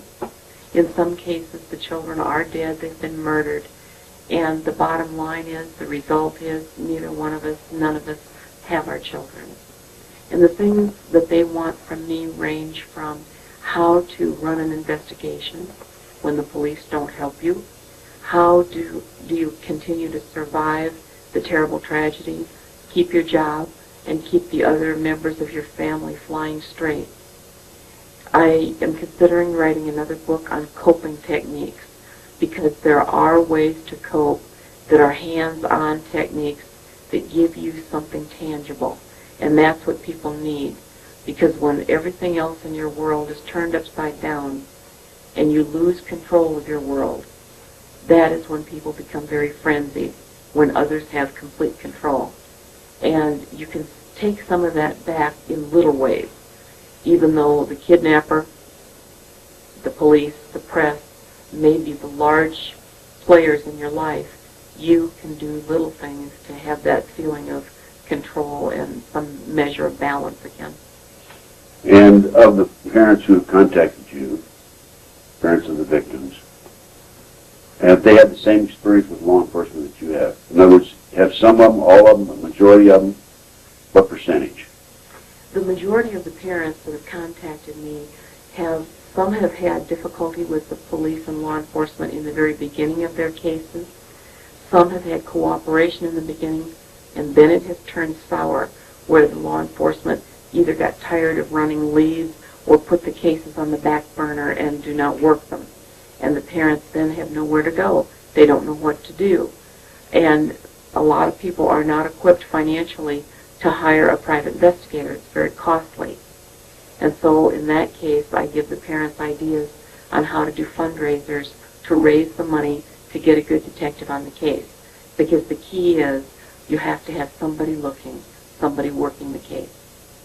Have they had the same experience, or what percentage have had the same experience as you with the FBI? At this point in time, I have yet to have one set of parents tell me that the experience with the FBI has been a good one. The FBI has taken a very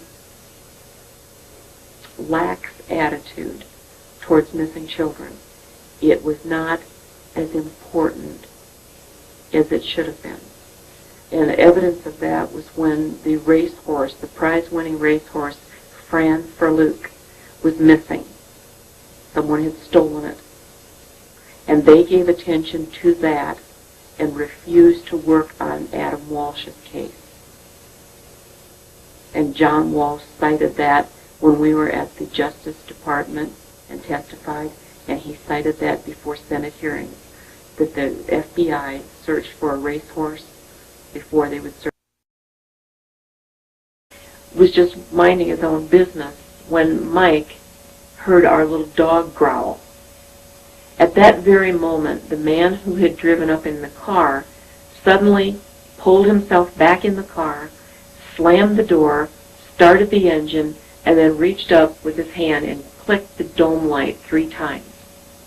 At that very moment, Mike looked down the street after Johnny, saw Johnny walking along, and then saw another man come out between 2 houses and follow my son.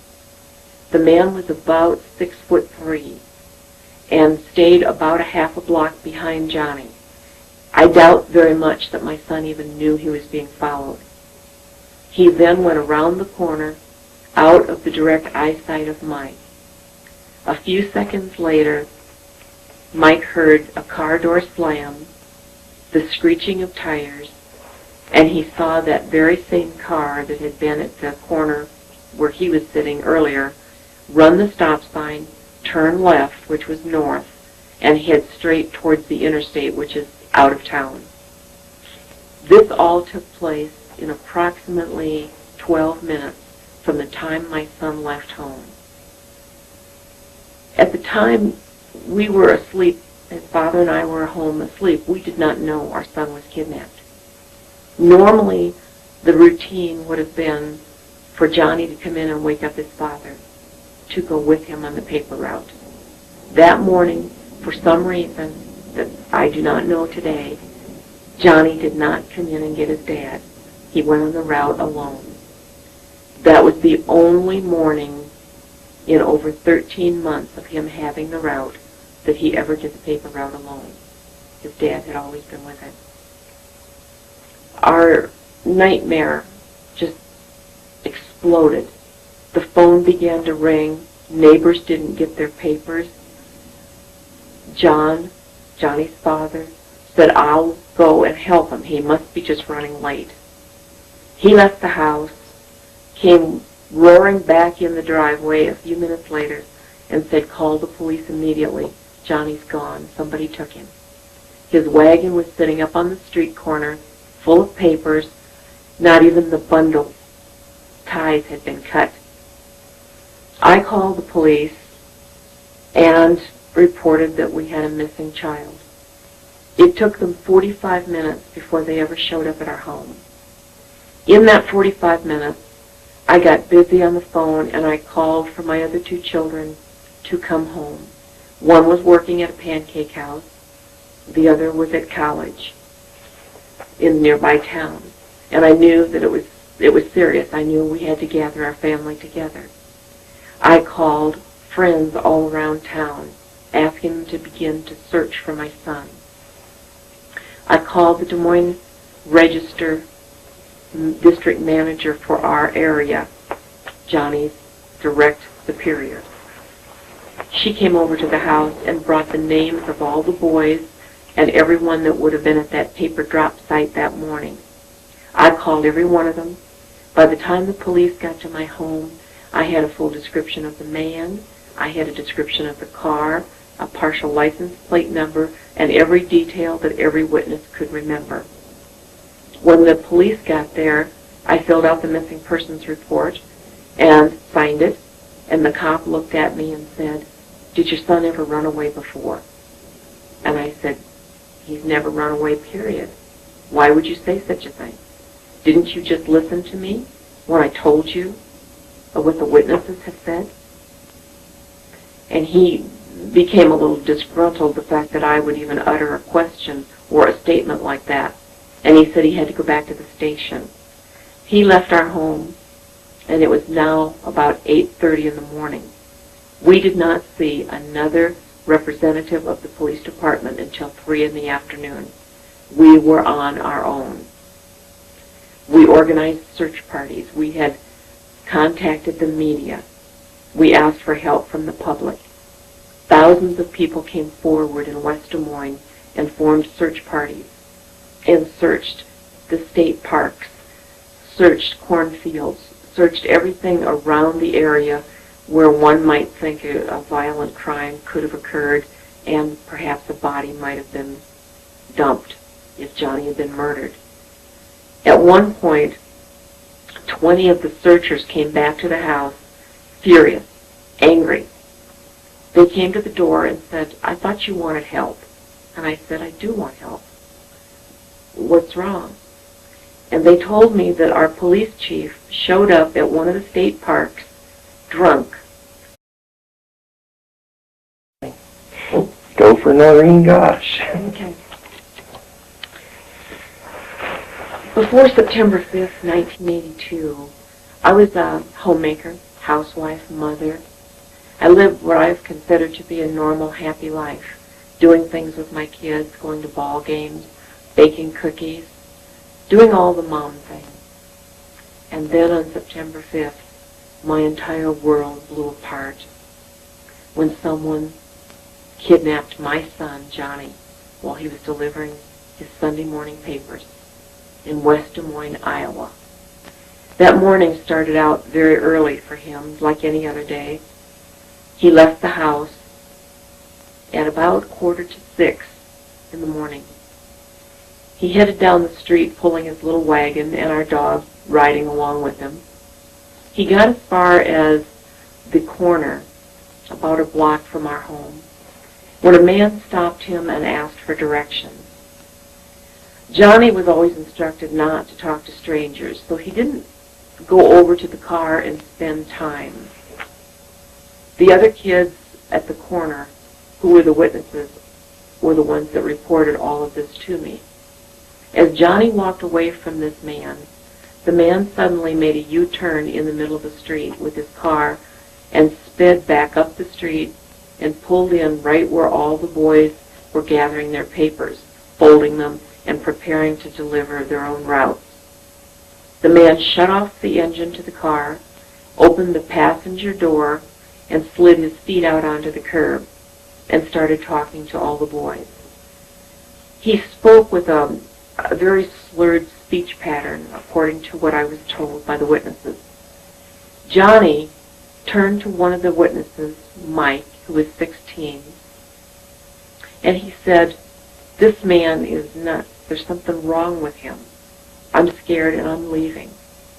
Johnny threw all his papers into the wagon, and took off down the street. The other boys that were at the corner at that time also left. There was a 44-year-old attorney that had pulled up with his car to grab his son's papers, and he had paid attention to the man and the license plate, but didn't know that a crime was about to occur, and he left. Johnny, as he was walking down the street, one man did agree to take the case, and we brought him to Des Moines and began to do the preliminary things to start an investigation for a missing child. The second day that the man was on the job, he was going to set a surveillance at the site where Johnny was kidnapped at the same time of the morning to watch local traffic and cars. 2 squad cars pulled up from the West Des Moines Police Department and arrested my private investigator and tried to charge him with vagrancy for just sitting there. I could see that they weren't going to accept the idea of a private investigator on the case either. So I went to the police chief and I said, if you're not going to work on my son's case, that's your choice. But step aside because I am. And I informed him that I did not want to see or hear again that my private investigators would be disturbed or arrested. They were licensed in Iowa to operate, and he had fair warning to back off if he was not going to do the job. He decided to back off. He didn't do the job either, but I had good investigators, and we began to gather information. One very important piece of information that we did get came from an interview.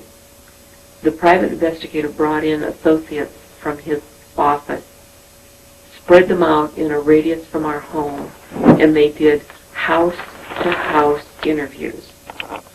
During one of the interviews, one of the neighbors told him that he had seen a van parked the wrong direction on the street with the motor running, and it was a loud engine.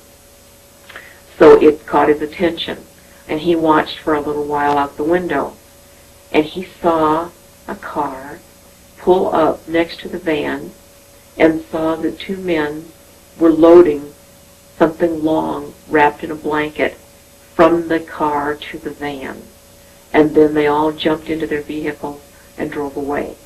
He thought it was odd at the time, but at the time he did not know a kidnapping had just happened a few blocks away. We kept that information. We did not share it with law enforcement. And I did that for a reason. Because I knew that someday somebody was going to come forward with that piece of information. And if it had not been brought, got up on top of a picnic table and shouted through a bullhorn, a loudspeaker, for everyone to go home because Johnny Gosch was nothing but a damn runaway. That police chief is no longer in office.